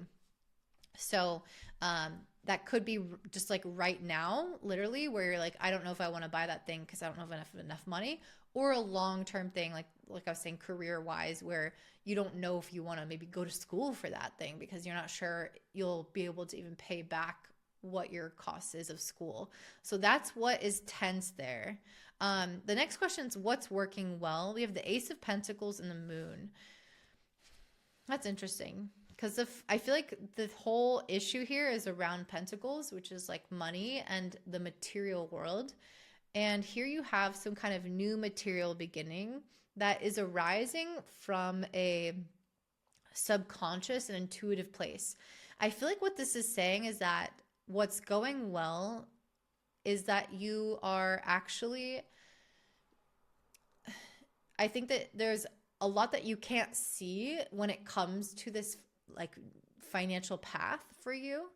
And even though I think that you're doing some fence sitting because of that potential feeling of lack, I also feel like there's some new opportunity that's going to come to take this path to your desired goal, and you're going to take it without knowing if it's going to lead you to that 10 of Cups, or if you're going to end up with the 5 of Pentacles having lack. So like, let's say, for example, this is you just deciding to buy that thing, or just deciding to go to college, even without knowing for sure if it's going to lead to the financial reality that you're looking for.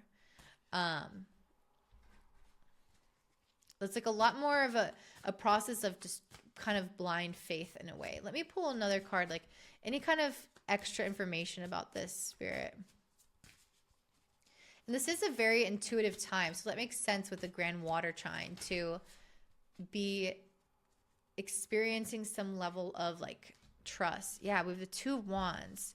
Yeah, I love that this card came out, because the Two of Wands is a card of planning, but we have to have an initial moment of like blind faith, and then you decide before, and then you go and you figure out the plan to get there. So let's say like you decide to, let's say you want to go down in a career as an artist and you want to go to school for it, but you don't know if you'll make money once you graduate. This is you deciding beforehand that you're going to apply for school, even when you don't know with this moon card how it's going to work out, what it's going to lead to, what's on the other side of this decision. I don't know, but you apply anyway.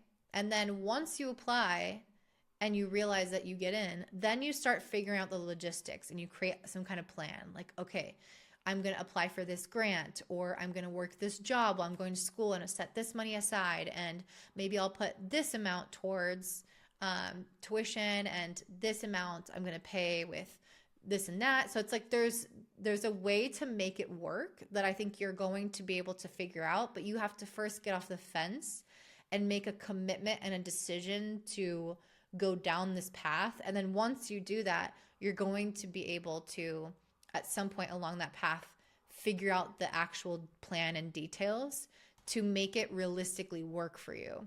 Because right now, I feel like you're just seeing that it might not work. And so you're kind of sitting on the fence because like, it might not work. I don't know. It might not work. So like, I see how this could not work. Your brain's like, I could see how this would not work out for me. So like, I'm just not going to do anything with it. And it's like, well, what if you just committed to that path anyway? And then again, on your way there, you're going to figure out a way. That doesn't mean to take out a huge loan and go into debt and this and that.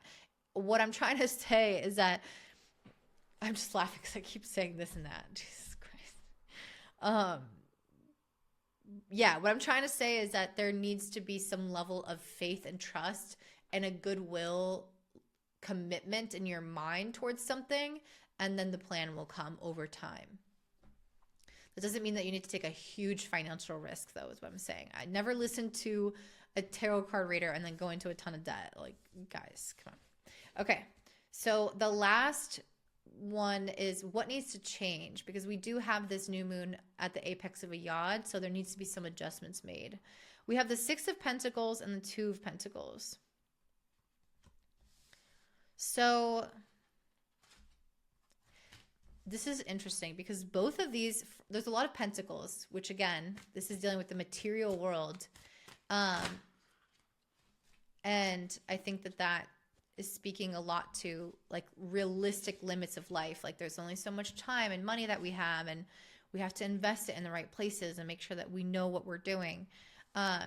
So we have the Six of Pentacles and Two of Pentacles. And then I pulled a clarifier of the World, Three of Wands, Ace of Wands. So yeah, I think that the change that you need to make, I mean, these are both cards that have to deal with balancing things. So there might need to be some type of balance here in order to realistically bring out this goal into your life. I just see these as one card. I'm not even really distinguishing these two because of the way that I'm getting the energy I'm getting from both of them. But yeah, it's all about balancing two different priorities, balancing giving and receiving, balancing like time that you're putting into one project versus the other. Yeah. I guess there is a little bit of a distinction with the giving and receiving piece, because maybe you have to pull back some energy from certain parts of your life that aren't really giving as much to you, and put more energy into things that you think could give to you in the long term, in the future. Because maybe something, yeah, I don't know. I just see this as like an adjustment of priorities and trying to find the right balance of like where your time and energy and money is spent. And I think that makes sense, even given the example that we've gone through, because let's say you do want to go to school to be an artist and you need to come up with a plan on how to do it. Well, maybe part of that plan is that you realize that you need to work and go to school at the same time. So to realistically reach this bigger artistic goal, you know, maybe you wouldn't make money from that right away, but you could start doing something in regards to like that kind of career direction that will eventually make you money. And in the meantime, work on something that makes you money right now, and have to juggle and balance these two priorities. Because there's a realistic limit, a realistic thing around money in the material world that you're having to navigate, along with a dream and an ideal. And oftentimes you have to carry both until you can put one down.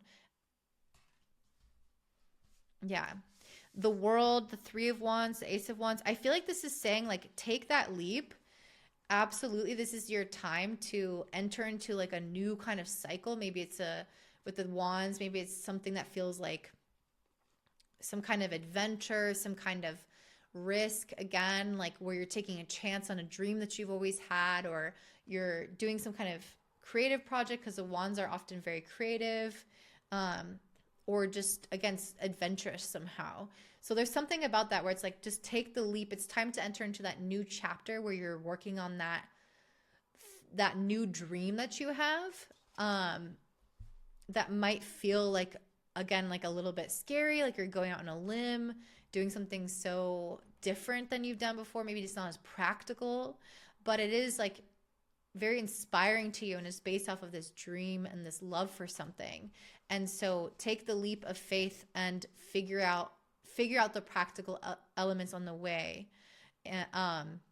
so that you don't have to maybe go into debt or do something, silly to put yourself behind in life. There's a way to figure out the logistics of it. It's just going to take you making the decision, at least in your head, before you can do that, before you can figure out the plan. So that's what I'm seeing for you, Virgo. I hope that resonates for you or is helpful for you. If so, let me know in the comments down below. Don't forget to like the video, hype the video, which is some new thing that I don't even know what it is, but apparently you can do that. Don't forget to subscribe and share with your friends and help this video get out in any way that you can, so I can keep making this content for you guys. I really appreciate it, and I hope you guys have a beautiful day. Bye. All right, next you have Libra, rising and sun. This is a new moon in your sign in Libra on October 21st, which means it's a new moon in your first house. And that is quite significant for you, my Libras. This can indicate some kind of new chapter in your life where you are maybe going on a new adventure or getting to know a new part of yourself, or maybe you're entering into a new relationship, or you're just trying to expand your horizons in some kind of capacity. And it's a complicated new moon. There's quite a bit going on. And so I'm going to be pulling cards for 3 different questions that pertain to 3 of the aspect patterns going on. We have a Grand Cross, which is a tense aspect pattern and create this feeling of being pulled in many directions. And so I'm asking the cards, what is tense? So what is tense, Spirit, for my Libras? And then we also have a Grand Trine, which is a relaxed aspect pattern. Can represent a good flow of energy or a blessing. So what is relaxed for my Libras? And then the last one is what needs to change. And this to me is speaking to the yod. And this new moon is at the apex of the yod. So what needs to change for Libras, Spirit? Okay. So we got a lot of cards for what's going well, which is exciting. Okay, so what's tense? Let's start there. We have the 7 of Cups, the Star, and the Ace of Pentacles. So this kind of seems like you guys might be in a little bit of like a dreamy state right now. This is a weird new moon in the sense that it's opposite Chiron in your 7th. So there could be some potential stuff coming up in regards to other people in your life that might be potentially causing some wounding or some sensitivity or some insecurity, or other people can be insecure by decisions that you're making for yourself. But yeah, I feel like the cards are not necessarily speaking to that per se, but we'll talk about it. So we have the 7 of Cups. This is a card where you typically have a sense of confusion, like a lot of different ideas, or feeling like you're pulled in many directions. You maybe have like certain hopes and dreams and wishes, but not all of it is always grounded. And that also feels very much like the Star, because the Star is kind of this card where we're speaking about our dream of something, and our hope of something. These are both cards of hope. So there's some kind of hope in your life right now. And with the Ace of Pentacles, maybe there is some kind of new opportunity or some new path or some new thing that you're trying that's giving you a lot of hope.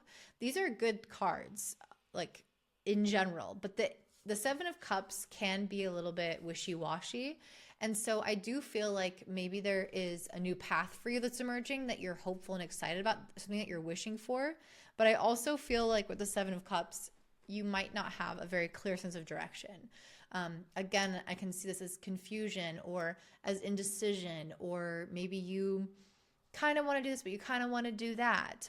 So there's this feeling of maybe like kind of displacing your energy, or being a little bit diffuse when it comes to your sense of direction or your sense of self and what it is that you see for yourself in the future. So yeah, I feel like it's overall quite positive. I'm getting a positive feeling, but I also think that maybe you just want to do too many things, or you have a lot of like dreams about something and it's not super grounded into reality. So that's kind of the thing that I'm seeing here, is the piece of really getting things going in the physical reality is maybe where there is some issues with, like maybe there's some like issues in regards to substance, but you do have this grand water trine in the 2nd, 6th, and 10th house, which is good for things like that in the practical world. So I don't know, maybe it just means that you have too many ideas or like too many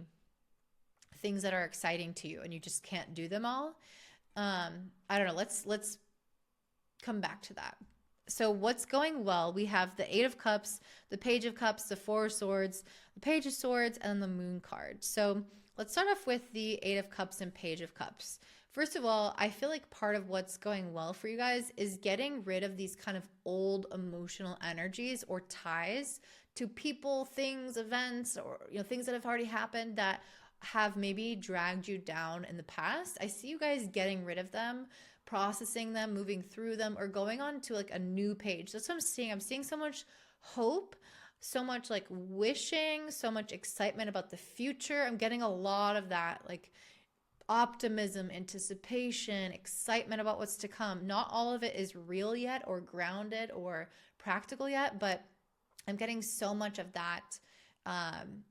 Just like hope around what's to come. So yeah. And then the 8 of Cups and Page of Cups, I feel like you're just turning over a new leaf entirely on an emotional level. You're letting go of these attachments to people and things of the past that maybe were weighing you down, like I said. And so I just see you like very much future oriented. What's next? What's better to come? And I think that that's going to make you feel a lot more excited about life. I feel like it's going to energize you emotionally to be able to free yourself from these ties. I think it's going to make you feel intuitive and creative and inspired. And yeah, I just like see that this is this kind of infinity symbol here, which is giving me the feeling of like infinite energy, or you're refilling your own cup, that type of thing where you are, I feel like your energy is well maintained, I guess, because of how inspired you are feeling emotionally.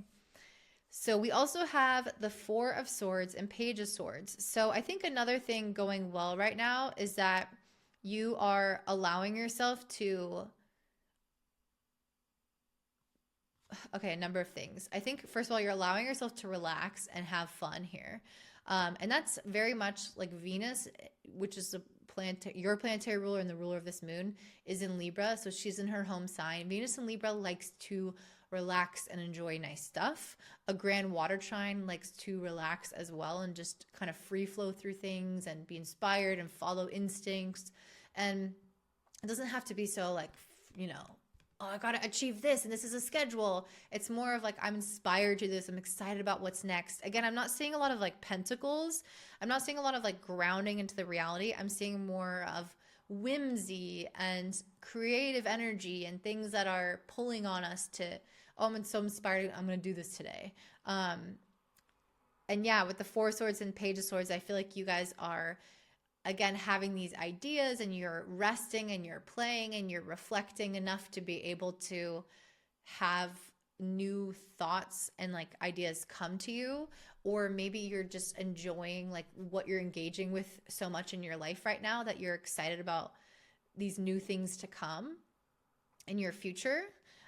Or you're having like a good balance of rest and play. The 4 of Swords can also indicate you have already processed a lot of these like past events, or the things that have emotionally weighed you down in the past. You've done a lot of reflecting on them, and now you're able to kind of do something with that information. So maybe you've seen where you've played a role in some of these relationship or event circumstances, and you're like, okay, I'm going to change this, I'm going to approach this differently, but through an empowered place, and again, an optimistic place. So you're like, okay, I'm not going to repeat this pattern with my kid, or I'm not going to repeat this pattern in my next relationship, because I kind of know what I'm doing here. And it's this very much this feeling of being innovative and, again, inspired and creative and on your toes and adaptable, and taking, like, flowing with life and being excited about life. And the moon card, yeah, is like not knowing what's next, but still being okay with that, like, sense of flow and freedom and spontaneity and self-exploration. And yeah, it's just, I'm getting like again, a very much a lack of pentacles for a reason. So not all of this is like super grounded and scheduled and planned and organized. Like, it's all very much free flow, inspirational, like lots of ideas, a lot of exciting. Yeah, I keep saying the same words, but I think you get what the concepts. So that's kind of where I see your head. And then what needs to change? We have the Queen of Wands. So I don't know. I'm not getting the sense that this is like a negative reading for you at all.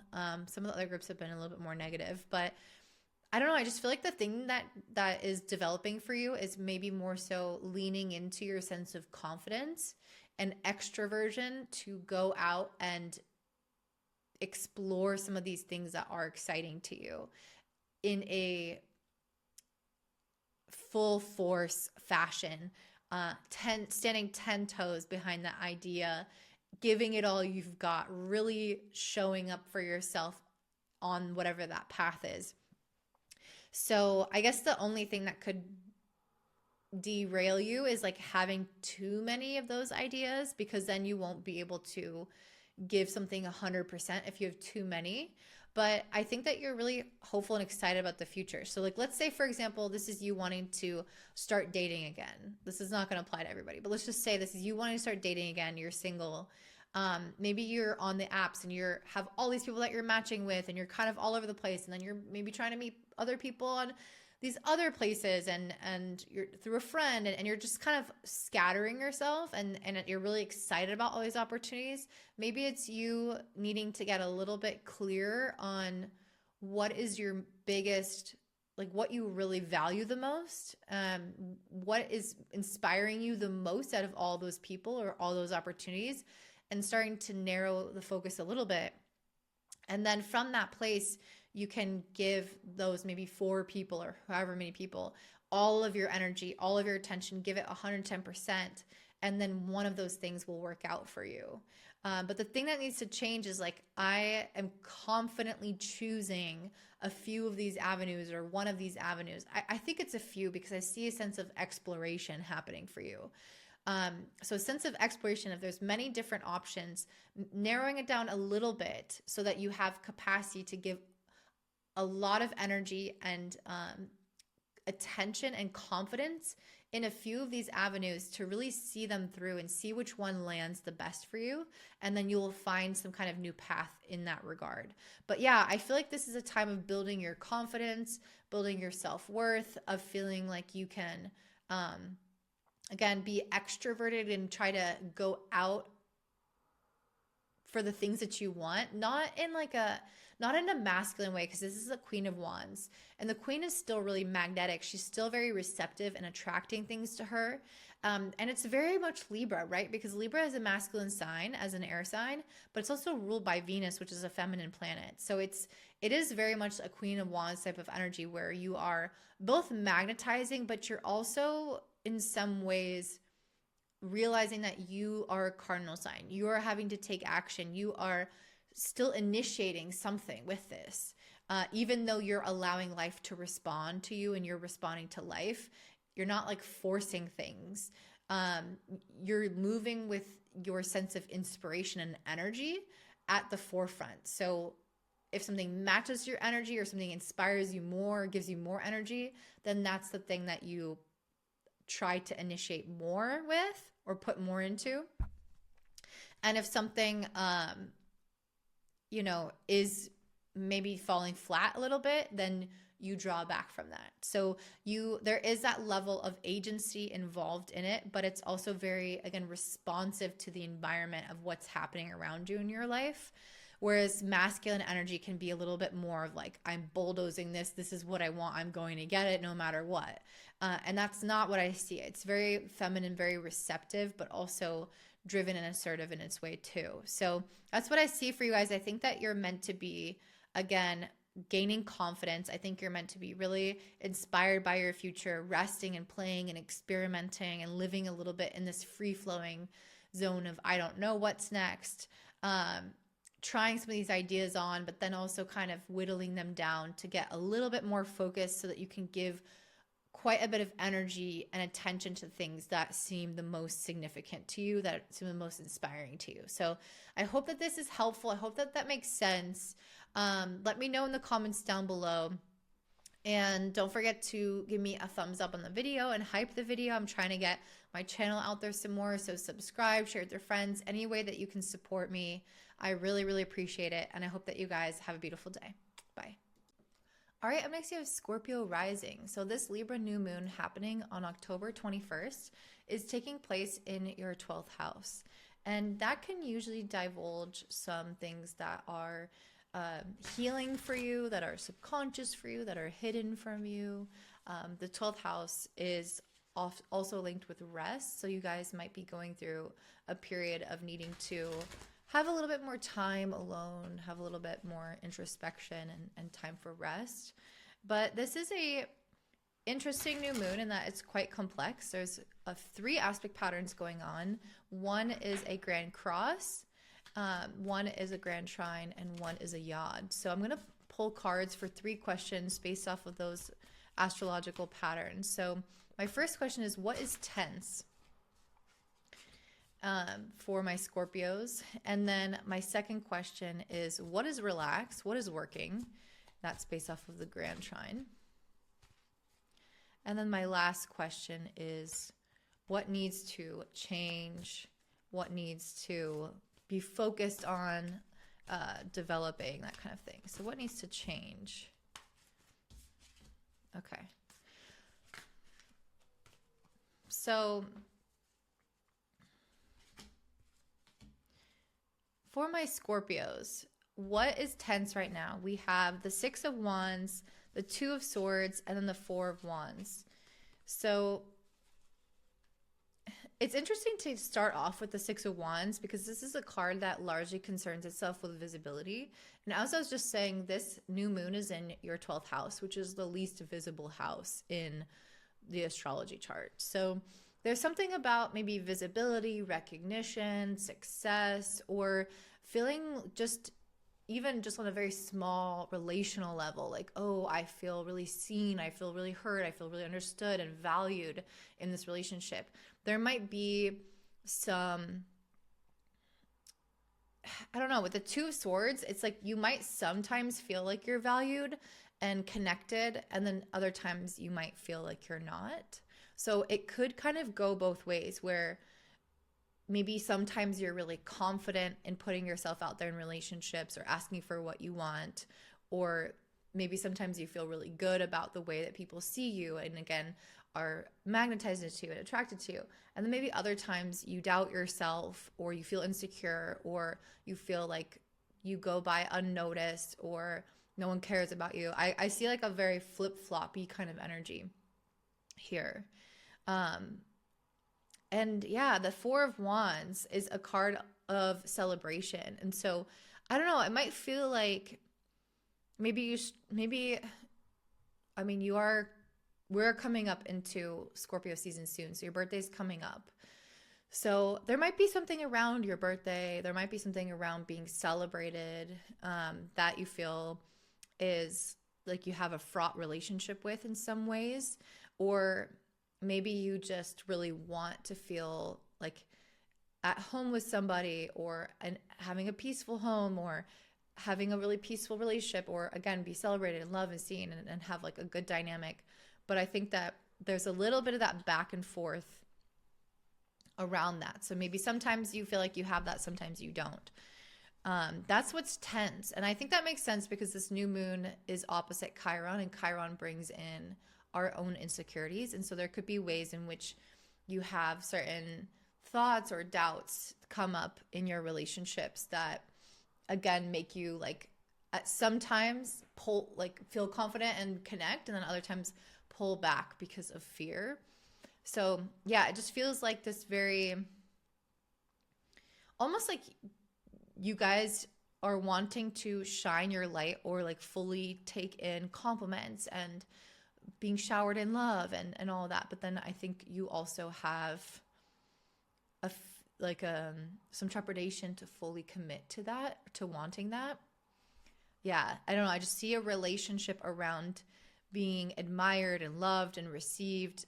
I see some and valued. I see some like complication around that. It's not a simple thing where you can just want it and have it and that's it. I see some inconsistencies there. Guys, my hair. Okay, my next question is, what is relaxed and working? Well, we do have a grand trine, a grand water trine, and one of the planets in this trine is Mars, which is your planetary ruler in its home sign in Scorpio in your first house. So you guys might be feeling like you guys might be feeling in certain ways more motivated, more driven, maybe more confident. But again, maybe it's inconsistent with this Two of Swords. But yeah, Mars can usually give us quite a bit of that like ambitiousness to go out into life. So in some ways that might be working well for you. With the Hanged Man in reverse next to the Three of Swords, I feel like if you have been dealing with some negative emotions associated with events that have already happened, I see you guys getting unstuck from that. I think that you're changing your perspective. You're changing the way that you view past experiences so that you have a new emotional beginning with the Page of Cups. Like, I just feel what's going well for you is that you are letting go of emotional pain from the past and you're moving forward. And that's the Mars in your first. That's Mars in your sign. Mars is all about taking steps to progress your life, taking action to get out of things or to move towards things that you want.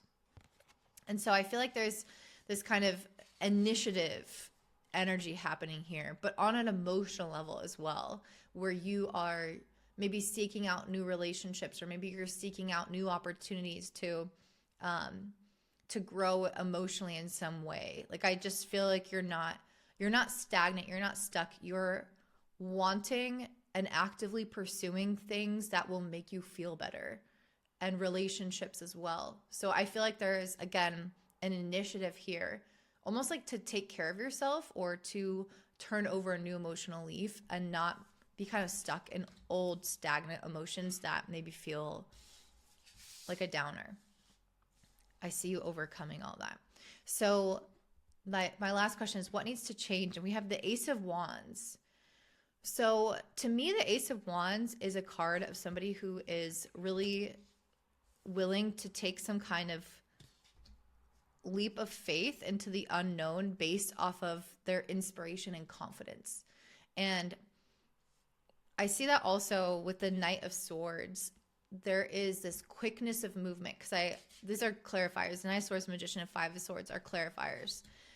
But the Knight of Swords is really quick, and this is somebody who is almost impulsive, like to the point where they have a thought and they follow that thought or that impulse.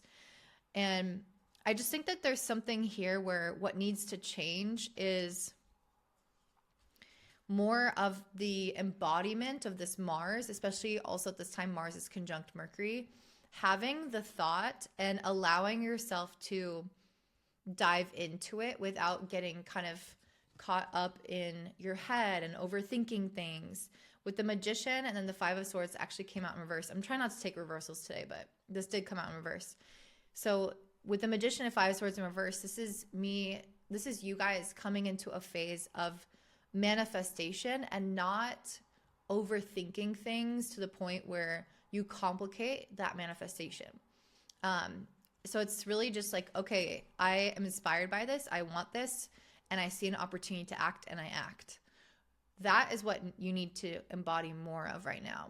And that doesn't mean that you don't have plans or intelligence behind it. You do, but there's a sense of freedom and movement and not like holding yourself back and overthinking and worrying about this and that and getting anxious and, you know, what about this person and what about what that is going to do? And no, it's like, what if I just leap into something a little bit more here, a little bit more quickly here, and trust that my instincts are accurate? And I definitely think they are. With Mercury conjunct Mars right now, there is a sense of intelligence and adaptability and being quick and witty and perceptive. And it's also trining Jupiter, which gives you a lot of like intuition and higher insight, and trining Saturn, which gives you this sense of realism and stability and, you know, follow through that you need. So I definitely think it's a ripe environment to kind of thrust yourself into something new when normally you would want to be really cautious.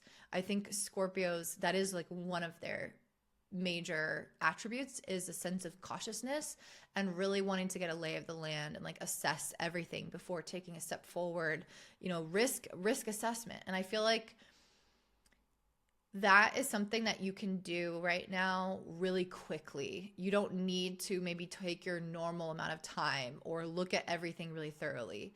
It's almost like you can trust the instincts right now because you are doing a rapid risk assessment, and then you can move forward and not get wrapped up in your head. So that's what I'm seeing for you, Scorpio. I feel like this is a time in which you're meant to be basking more in the light with more compliments or visibility or celebration.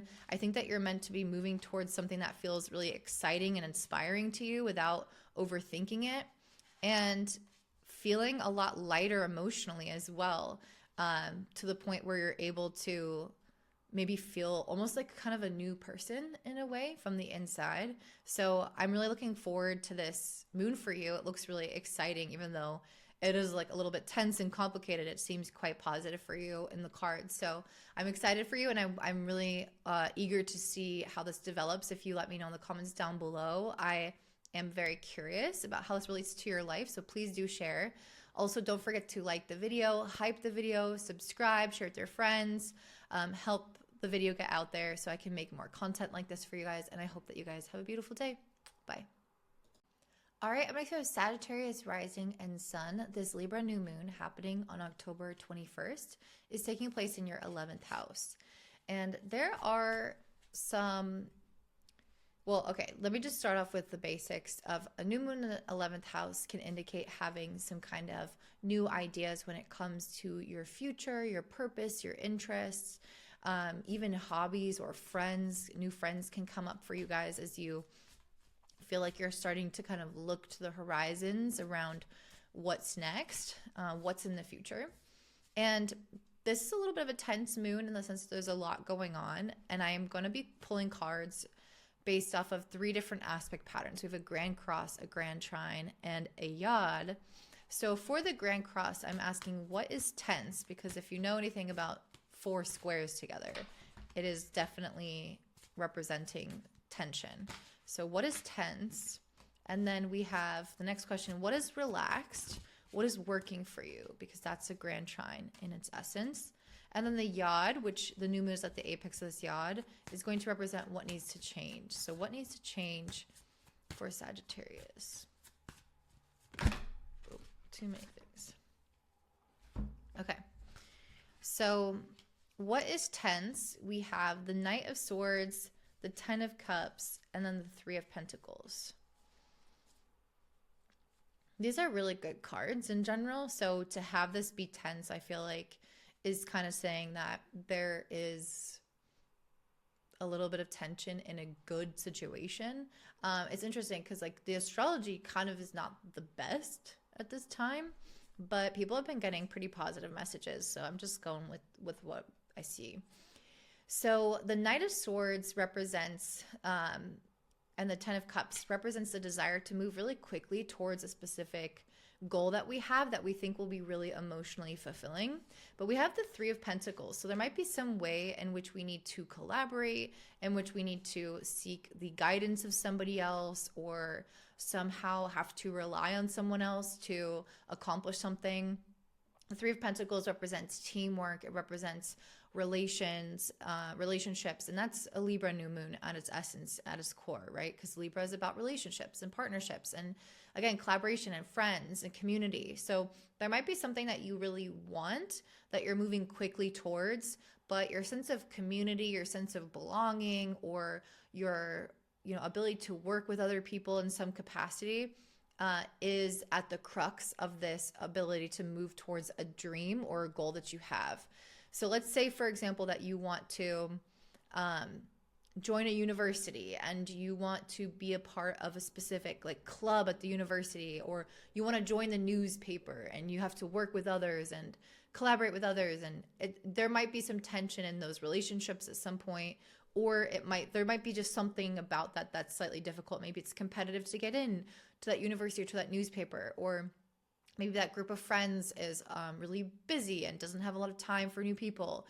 Or maybe you're trying to collaborate with someone on something and you have different perspectives. So there's just a lot of ways in which this can manifest, but it doesn't seem negative, really. It just seems like there is tension there in some way.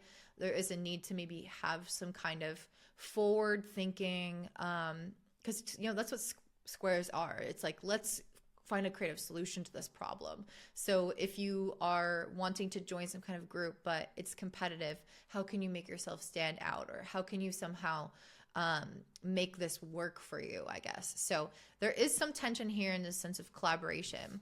So the second set of questions I have is, or the second question I have is, what is relaxed, what is working? Because there is a grand trine, a grand water trine that's actually in your water houses, the 4th, 8th, and 12th house, which is going to represent having a lot more intuition. I just got the visual of butter sliding on bread, the sense of things flowing and kind of this ease of being able to trust the instincts that come through right now, to act on them, this feeling of, just not having friction, I guess, when it comes to what you want to do or what you're feeling and what is working. Those things are, at this moment in time, astrologically in alignment for you. So I got the Knight of Pentacles and the Ace of Pentacles. That's really exciting.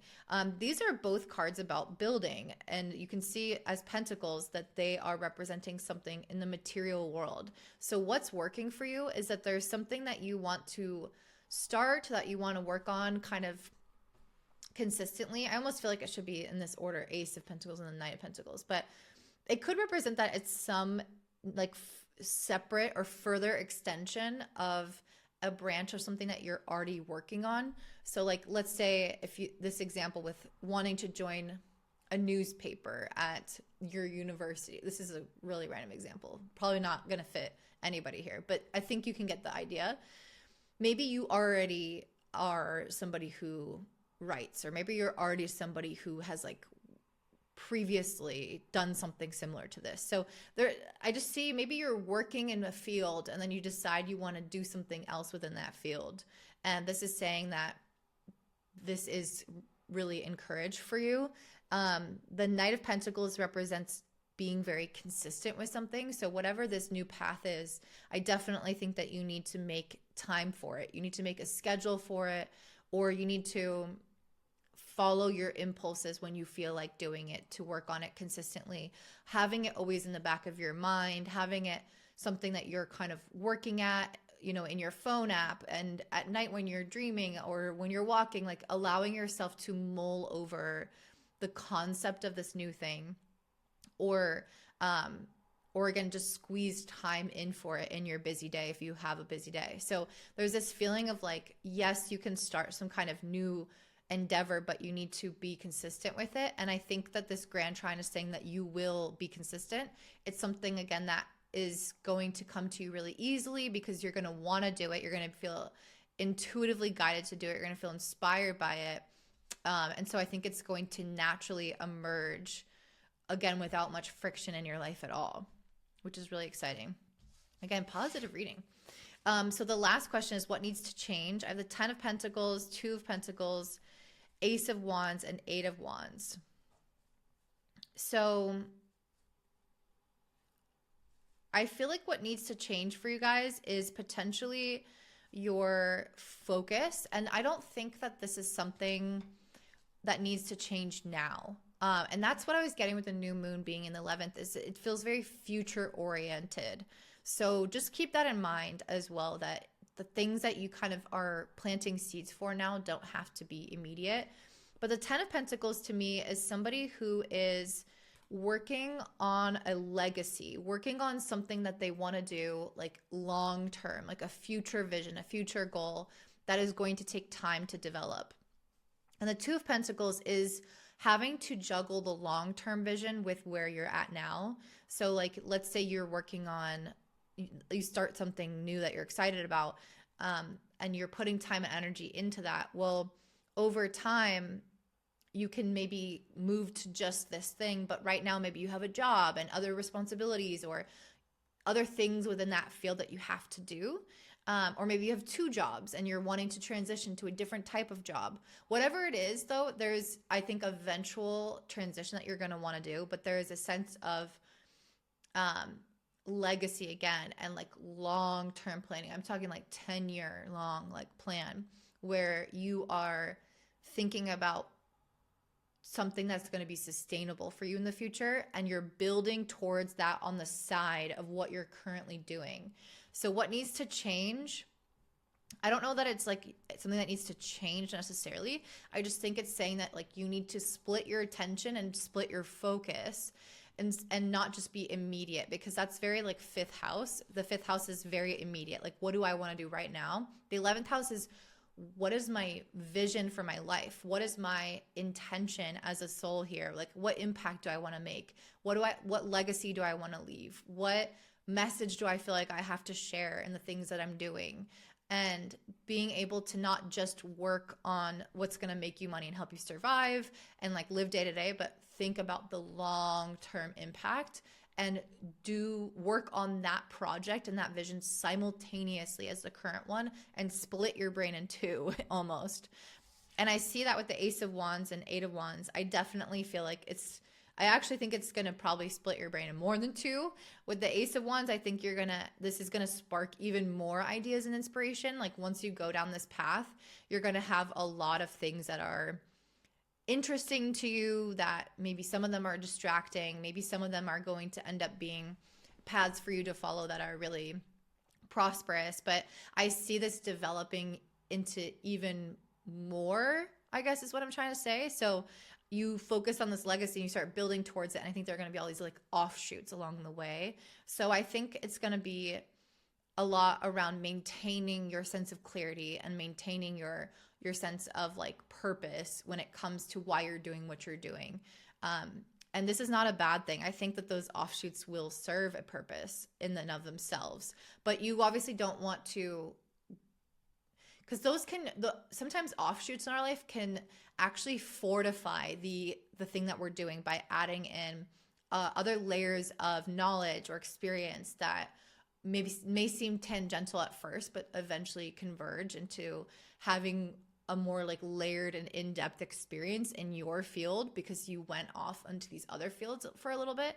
So I'm seeing maybe that is like the long-term path for you, that you might go off on these little like tangents, but I do think it's going to again converge and strengthen the knowledge base that you already have in a way that is going to make what you offer, what you think about, what you do in the world very unique and distinct. So this is not really that, again, it's not really a thing that needs to change necessarily. It's just saying, let's split your focus into, let's add in this new goal, this new vision, and work on this long-term kind of consistent plan, and allow yourself to go on these tangents as they come up to an extent while remaining really connected to your why. Because as a Sagittarius rising or sun, your sense of why and the meaning behind what you're doing is the single most important thing to focus on. So that's what I see for you. It seems really positive for you, Sagittarius, which is really exciting. I guess the 11th house tends to be auspicious anyway, even though there is some kind of stuff, other stuff going on that might be a little bit more complicated. But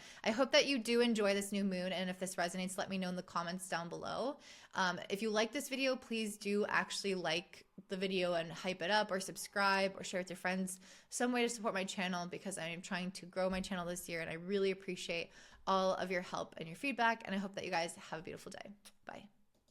All right, and up next we have Capricorn rising and sun. This Libra new moon is happening on October 21st in your 10th house of your career, your impact, your reputation, your legacy. So there is some kind of new beginning happening here. Maybe some new ideas coming to fruition, or new relationships and connections, and maybe even acquaintances that can play a role in future developments of your goals, your interests, your aspirations in life. Even if you're retired, we always have a sense of direction. Well, I shouldn't say we always have that, but there is a general propulsion of our life of, I want this next, because we always want something. So even if you are retired, I definitely feel like this new moon in the 10th is saying that you might be meeting new people or having new desires emerge. But this is a complex new moon because there's some tense aspects going on with it. There could be some push and pull between your work life and your home life with this opposition with Chiron. We also have a Grand Cross, and so I'm pulling cards on that Grand Cross using the question, what is tense? I'm also pulling cards on the Grand Trine and using the question, what is relaxed, what is working? And then there's a Yod with the new moon at the apex. So for that question, it's what is needing to be changed. Okay, so what is tense for my Capricorn rising and suns? We have the Death and the Devil. Ooh, interesting. So you guys are needing to go through some kind of process of transformation and regeneration with the Death and the Devil. And it's interesting because last, moon, the last full moon video I did on the Capricorn, I had like a oddly negative reading for you guys, which I usually don't have that. Not that I never have negative readings, but it was like oddly talking about like a snake in the grass. I just remember it because I was like, what is this? And it seemed like kind of a conspiratorial force against you, maybe from the outside. But then someone commented that it's probably from the inside. And I was like, yeah, I think that makes a lot of sense. And this, to me, this reading plays off of that with the Death and the Devil, speaking to needing to transform and let go some of the fears, some of the insecurities, some of the shadows, but most of all, the limiting beliefs. Because my Capricorns, you guys are some of the hardest working people, some of the people who want to prove yourselves. But there is like a slight like sadism or masochism. I don't even know the difference between those. But for my Capricorns, where there's almost like there is too much of an acclimation to suffering. So it's like things have to be hard, or it has to look like this or feel like this in order to be work or to be successful. And it's like, again, this kind of like addiction to the struggle almost is a very Saturnian Capricornian experience. And so there might be something about that where you put limits on yourself or constraints on yourself without realizing it. And I think it's in that same vein of things having to be hard, or like, yeah, I don't know, just like almost like putting a cap on how much you can achieve, or how easy things can be, or how much things can flow, or how much you can enjoy yourself and what you do, like you somehow limiting that in your mind. And that's part of what this new moon is asking you to transform and change, is your perception around what things can feel like and how easy they can be, because Libra is a lot about a sense of ease and balance and comfort and enjoyment. And I feel like you guys, there could be too much of that internal like resistance and addiction to struggle almost, where it's like, well, I can't achieve that much. I couldn't achieve that much with this little work. Like that's just not going to happen. Like our brains almost like can't conceptualize that. So when I say this is a Capricorn moon, so I really get it. I have this driving force inside of me. So there's this devil energy of a limiting belief somehow. And again, I don't think it's just like the limiting belief of like, I can't have what I want or whatever, but I think it's more so that if I want this thing, it has to feel like this, or has to be this amount of effort or this amount of time or this amount of struggle. When what if it could be actually really fast? What if it could be really easy? What if you could meet the right person at the right time and they could give you that in, and you could have that break or that sense of justice or something kind of coming through for you in a way that feels really aligned and really simple and really easy and really flowing.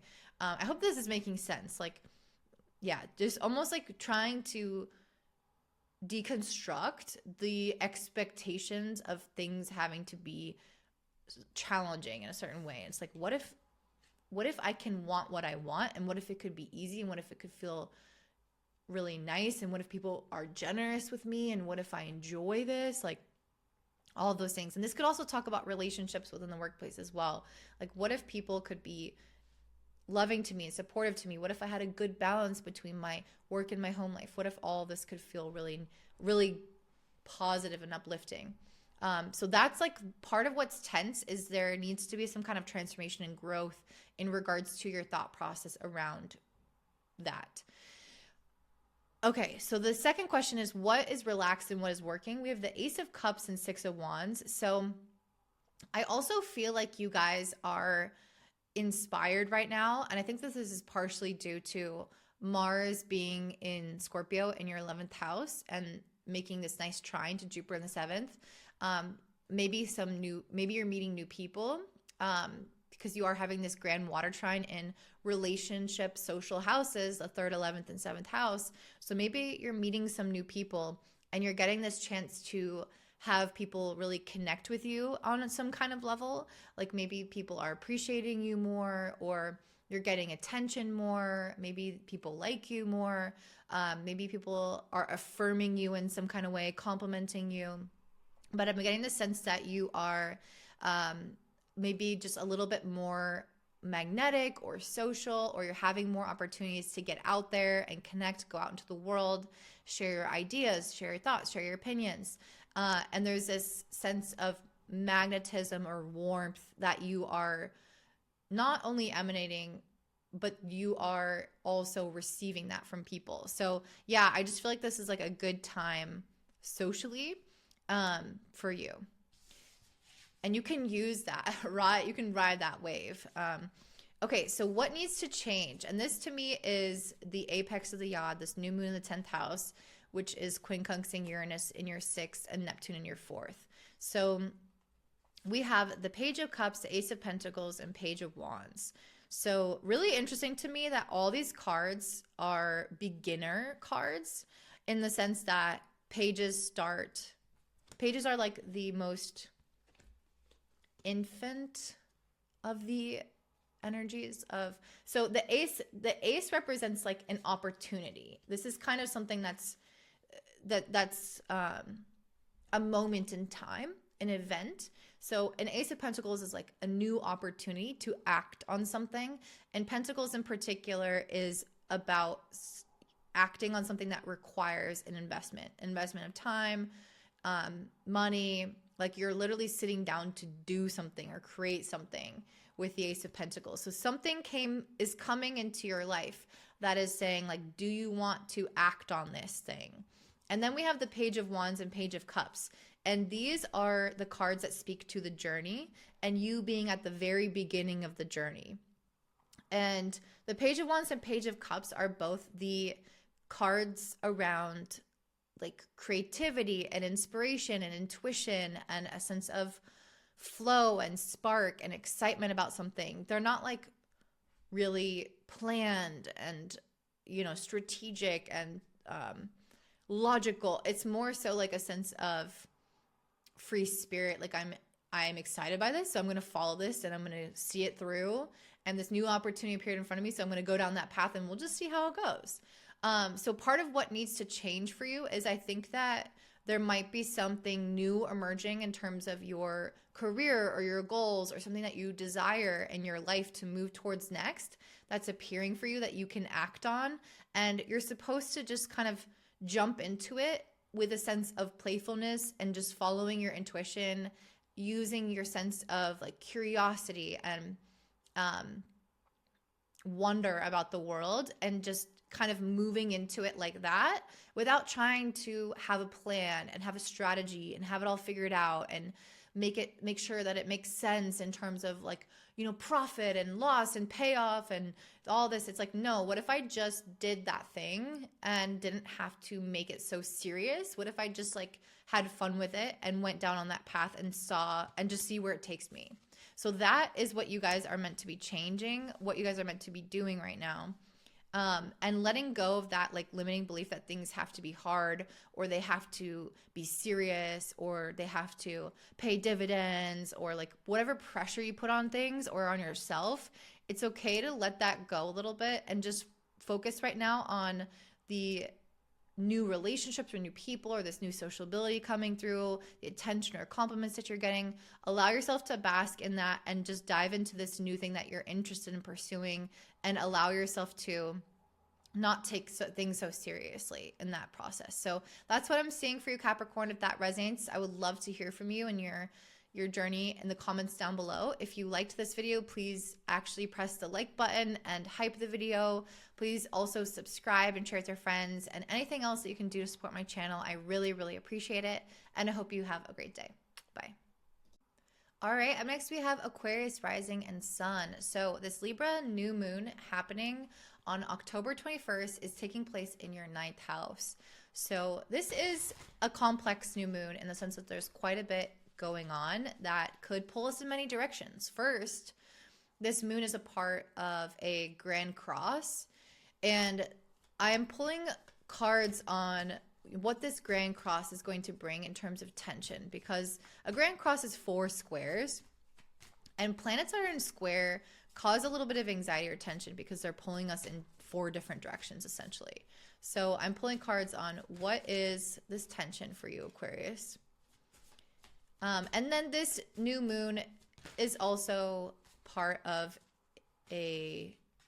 there's also actually a backdrop, I should say, because the new moon's not aspecting it, but there is a grand water trine with Mars and Mercury in your 10th, trining Jupiter and Cancer in your 6th, and then Saturn in Pisces in your 2nd. So these are the work houses. So there is something going well, something easeful, something relaxed in this area for you in work. And I'm going to pull some cards on what is working for you. And then the last question that I have is what needs to change, because this new moon is the apex of a yod.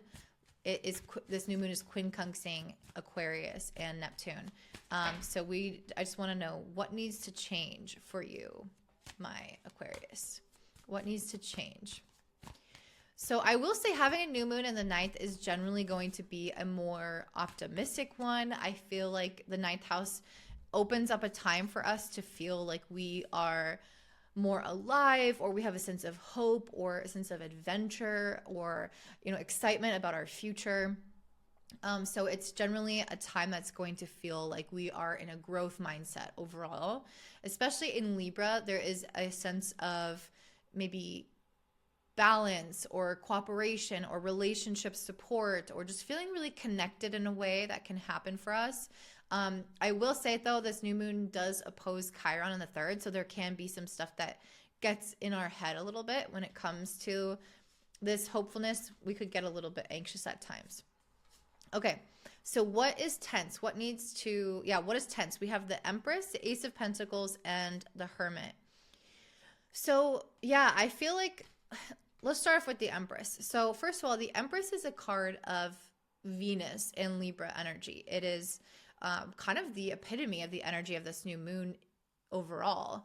The Empress has a sense of yin or feminine energy at its focus, and it is able to really receive. There's a sense of like magnetism with Empress where They understand that they are abundant and they can attract what they want, and they are worthy of love and worthy of the things that they want in life. And there's a lot of like trust that comes with the Empress as well, because you have to trust in the universe and have faith that things come back around, that you're going to be taken care of. If you want to be in that yin receptivity energy, you have to trust that the good will come to you and that you don't just have to go out and make it all happen. So that's part of what this new moon is about, but this is in the area of what is tense. So there might be something here around relationships where, or it doesn't just have to be relationships, since this is in the ninth house. This could also be pertaining to another area of life, like travel or studying, or again, going on some adventure, doing something new. But anyway, the Empress represents like feeling that you can do those things or enter into those relationships with ease, and that you'll get exactly what you want, and you have this like divine blind faith that everything will work. But with the Ace of Pentacles and the Hermit, I do feel like there is some kind of venture for you out there, something that you can initiate, something that you can go down, some kind of path. That could be maybe you trying to engage in a new relationship, or again, trying a new hobby, or going on some kind of adventure. I see that with the Ace of Pentacles, that there's something available to you like that, and that the universe with the Empress is saying, do you trust that you can just go down this path with blind faith, that everything will work out, and that you can be extroverted and again adventurous and take this kind of risk, and that it'll all just be okay? But then we have the Hermit, and the Hermit is somebody who I think has some kind of nervousness, and there are moments where you might want to crawl back into your shell. There are moments where you might want to pull back from the adventure, from the risk, from the emotional vulnerability, or from trying to meet new people, or whatever this represents in your life. So like let's use the example of meeting somebody new. Maybe on one hand, sometimes you feel like you are put in these situations where you're encountering new people, and part of you wants to like maybe ask them to hang out and say like, let's do this or let's do that. But then the Hermit comes in and it's like, well, I actually feel really good by myself too. Like maybe I should just go home and have dinner with myself. And that's a very Aquarius thing, right? Aquarius tends to kind of go off on their own and be a little bit secluded, and like that's what's easy for them. So there might be something here for you guys where you're getting opportunities that come to you to engage with life more and take some kind of chance and put yourself out there more, or go on an adventure, or take some kind of risk on an emotional or other level. But you might at times pull back, or want to pull back into your comfort zone, into time alone or isolation, or being in hermit mode. And you might kind of get in your own way a little bit, or like not completely get in your own way, but there's a tension here of a part of you resisting the like extroversion of going out into the world, socializing, or taking some chance in the world. And it wants to go back to your house, back to your comfort zone, back to the familiarity. And so that's what I'm seeing here of like what's tense is that. What is working? We have the Sun card. So I definitely feel like you guys are overall more optimistic. I think that you guys have a clarity and a sense of direction right now. Like I mentioned, you do have Mars in its home sign in the 10th house right now, with Mercury conjunct it as well. So I do think that you guys are really motivated. I think you're energized. I think you have good planning skills right now, or a sense of like having your head on straight when it comes to knowing what's next and how to get there and the logistics of things. I feel like you guys are in a good routine. Maybe you're working on your health well. Your sense of energy and vitality is increasing. Your sense of optimism is increasing. I definitely feel like you guys are feeling like your career is going well. Or if you're retired, I can see that maybe you have more time to do things that you love to do. The Sun card is a general feeling of like joy and vitality and warmth, sociability and excitement and optimism and clarity. So I feel like those things are going to be occurring, especially in your career and like what you're doing on a day-to-day basis. So if that's been something that's been struggling for you in the past, this is a really positive card to have for, what's going well in your life. And then lastly, what needs to change? We have the Four of Cups.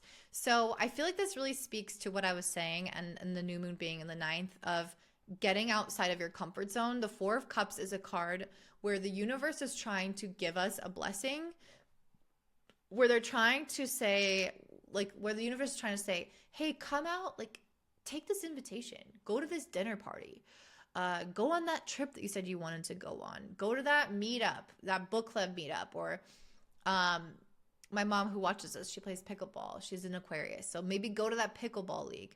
And the Four of Cups is somebody who sometimes will say no. They will look at that blessing from the universe, or that opportunity, that thing that's coming as a gift, an answer to an internal prayer. And the person will still say no for whatever reason. There's a sense of apathy or disengagement from life, or being bored, or doing the things that are, rote and banal, wanting to always do the same things over and over again, being in one's comfort zone, doing what's familiar.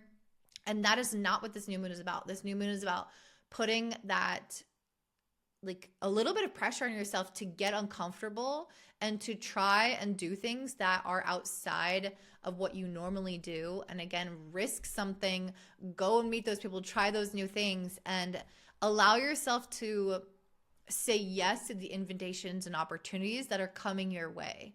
Even if at times you want to kind of retreat and relax and just take time for yourself.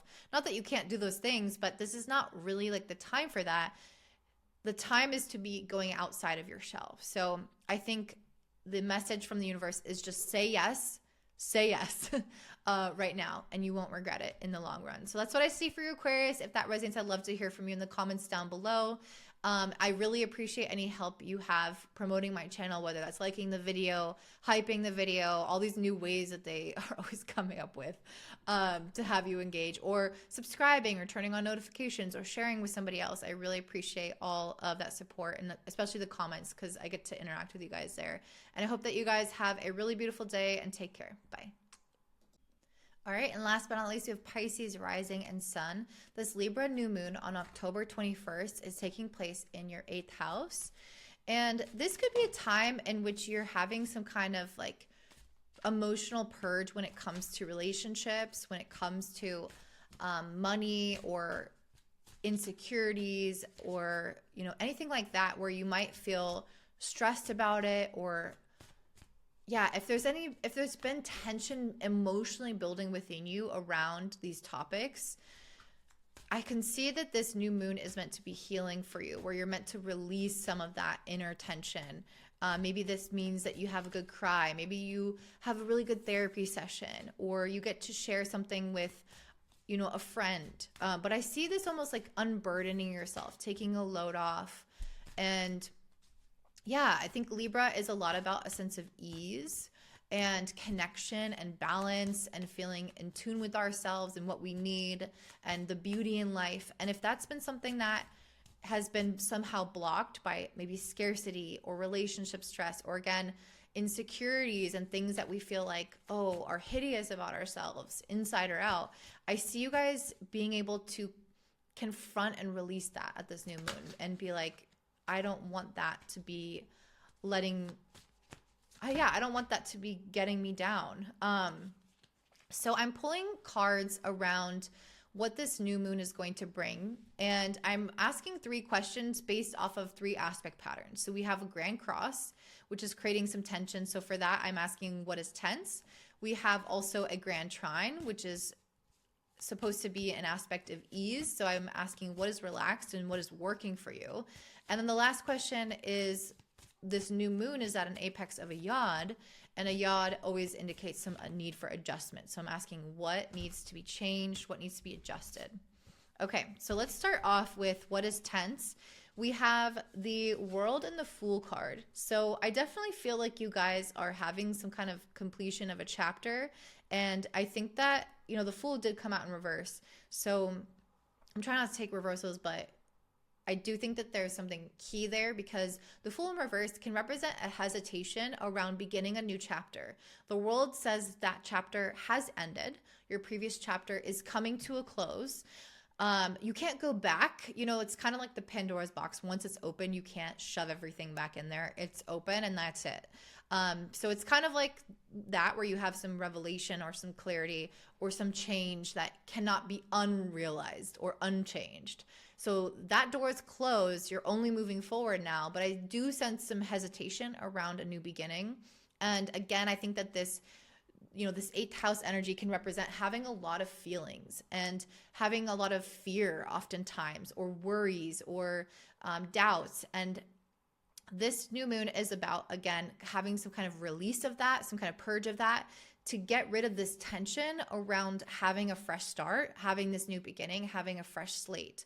So maybe you are like starting a new job and you're leaving an old job, or maybe you're trying to move somewhere. Maybe you're, you know, leaving one relationship and starting off being single, or, you know, it doesn't have to be so major as that, but these are major things for some people, especially for those who have any planets around 28 degrees of the cardinal signs like Libra, Aries, Cancer, and Capricorn. But regardless, even if this isn't impacting you on such a deep level, you could still have something new that's starting in your life and something that's ending, and a little bit of like internal resistance around that. So this new moon, again, is about trying to move through that resistance and release the emotions and the fears that come up as you do enter into this new path. The second question I asked, what is relaxed, what is working? Because we have this grand water trine in the 9th, 5th, and 1st house. I like these houses. These are auspicious houses, and they tend to bring a sense of optimism, of growth, of clarity. And so there is some ease happening here for you. And we have the Temperance and the 10 of Pentacles. So I feel like what's happening here is like some kind of faith being restored, or a sense of peace or healing, or letting go, I guess, of like the uncertainty or fears around some kind of financial matter or material matter. Even if it's like a job or a house or money or investments or something in the future that you have planned that affects your financial world or your family or your home. There's something about that I think might be going through a flux or change. But with the Temperance card, I see you coming into a place of like healing around it, of peace around it. Even if everything is not figured out yet entirely, I just see like that you guys are, I don't know, like a sense of peace around your maybe financial stability, or where you're going to live, or what your home is like, or what your family is like. I just see you guys making peace with what is, and trusting that things are going to work out for you, that there is more to come. Maybe some of you actually even get some kind of like affirmation of financial security with something, like maybe you sell your house, or maybe you get a new job, or maybe you get some money from somewhere, or you have some kind of like idea of how you're going to get money in the future, and it creates a sense of ease for you. Maybe some of you, it's not actually happening in the material world, but on an emotional and psychic level, you can understand that something is going to improve, and that you can be confident that you're going to be taken care of. That's what I see, is like, if you've been stressed about money, if you've been worried about some kind of like thing with your home or your finances, or your security or your family, I see you guys somehow making peace with whatever it is, even if it's not all figured out yet. Like, I have a really strong sense of faith and trust that everything is going to be fine, that you're going to be taken care of, and that you don't have to worry that much. Yeah. So I don't know. I feel like you guys are turning over some kind of new leaf with this. Whereas before you might have been really worried about your kids or your family or your legacy or your home or your career or your money. I feel like there's something about that, at least at this new moon, where you're like, actually, I'm going to give that up to God. I'm going to feel okay with where I'm at. I think things are going to be okay for this reason, or just because I just know. I know I'm being repetitive with that, but I hope that I'm making that really clear. The last message that I have is what needs to change. So this is speaking about the yod with the new moon at the apex. And we have the Four of Wands, the Ace of Pentacles, the Ten of Wands, and then the Tower card. Ooh, the Tower is like real big change, guys. And yeah, that's what I feel like. I think you guys are like some door is closing and you're entering into a new chapter of your life. That's what the Tower represents. And I definitely feel like you guys are needing to embrace this change. You're needing to embrace that there is something with the Ten of Wands in the Tower. It's like there's something that is ending that was honestly really stressful. Like this previous chapter for you, I think, was weighing you down more than you realized.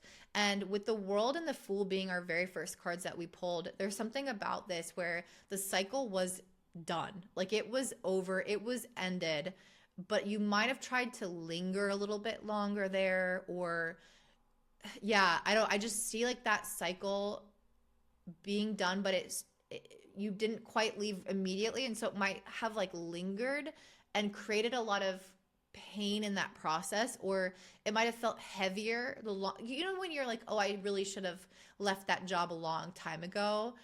And I knew like 3 years ago I wanted to leave, but I didn't quite do it then. And those last 3 years were like suffering. That's the vibe of this, of like, that cycle is trying to end, but there's a feeling of trying to push through in this unsustainable way, like that story, that mythology of that person who was, I can't remember his name, Sisyphus or something. Let me know in the comments below if you know what I'm talking about. But he had to roll a ball up a hill and then it would just roll back down again. And he had to do that every day. And so it's like there's something about that where you were in something unsustainable, like trying to progress or maintain something that was over and dead. Like the body was decomposing, but you're like trying to revive it years later or months later. And it's saying, let it be dead with the Tower card. Let that thing end and just be destroyed in your life, and don't try to return to it. That's one of the messages. But we also have the Four of Wands and Ace of Pentacles. So again, there's something here around home, around like peace within your home, within your family, within your physical environment. Something around like your sense of security or a belonging, that whatever like you associate with home. It could be like a wedding celebration, because that's like the typical example of Four Wands. But anyway, whatever. I think that there's something around home here and belonging and security and family and like physical environment that you guys are needing to rebuild with the Ace of Pentacles, or build in a new direction, or change in some capacity, or grow in some capacity. Maybe you guys are adding to your family. Maybe you, again, are moving somewhere, or renovating your house, or recognizing that something isn't working within family dynamics and you need to have some kind of change, or maybe the way that you have financial security is changing. There's something where you need to build up your sense of peace again, come back to your sense of self, like create that haven for you, that nest for yourself almost, in a way that is going to protect you, and create your own sense of security. Because I feel like whatever this old cycle was, it really pulled from your well of security. Maybe you were just in the wrong place, in the wrong job, in the wrong relationship, doing the wrong things with the wrong people. And it was like whittling away at your spirit and your soul and your very essence. And again, kind of depriving you of that connection to self. And this new moon in the 8th house is all about a rebirth process, coming back to that sense of peace and really trusting in life and trusting in yourself, that you know what's best for you, that you can take care of yourself, that you can rebuild yourself and your sense of peace again, that you can find that sense of security and belonging with people, and that life is going to take care of you. So that's really what I'm seeing for you guys, is you needing to trust that this new cycle is leading you to where you need to go, where you want to go, and that it's okay to blow up this old thing. because it's dead anyway, right? So that's what I'm seeing for you, Pisces. I really hope that that's helpful. If it is, let me know in the comments down below. Please also subscribe to this video, share it with your friends, like the video, hype the video, anything that you can do to help me with my channel. I really appreciate that, so I can grow here and continue to make content for you guys. I really hope that this is helpful. If so, again, please let me know. I love to connect with you and hear your stories in the comments. I hope that you have the most beautiful day and take care of yourself. Bye.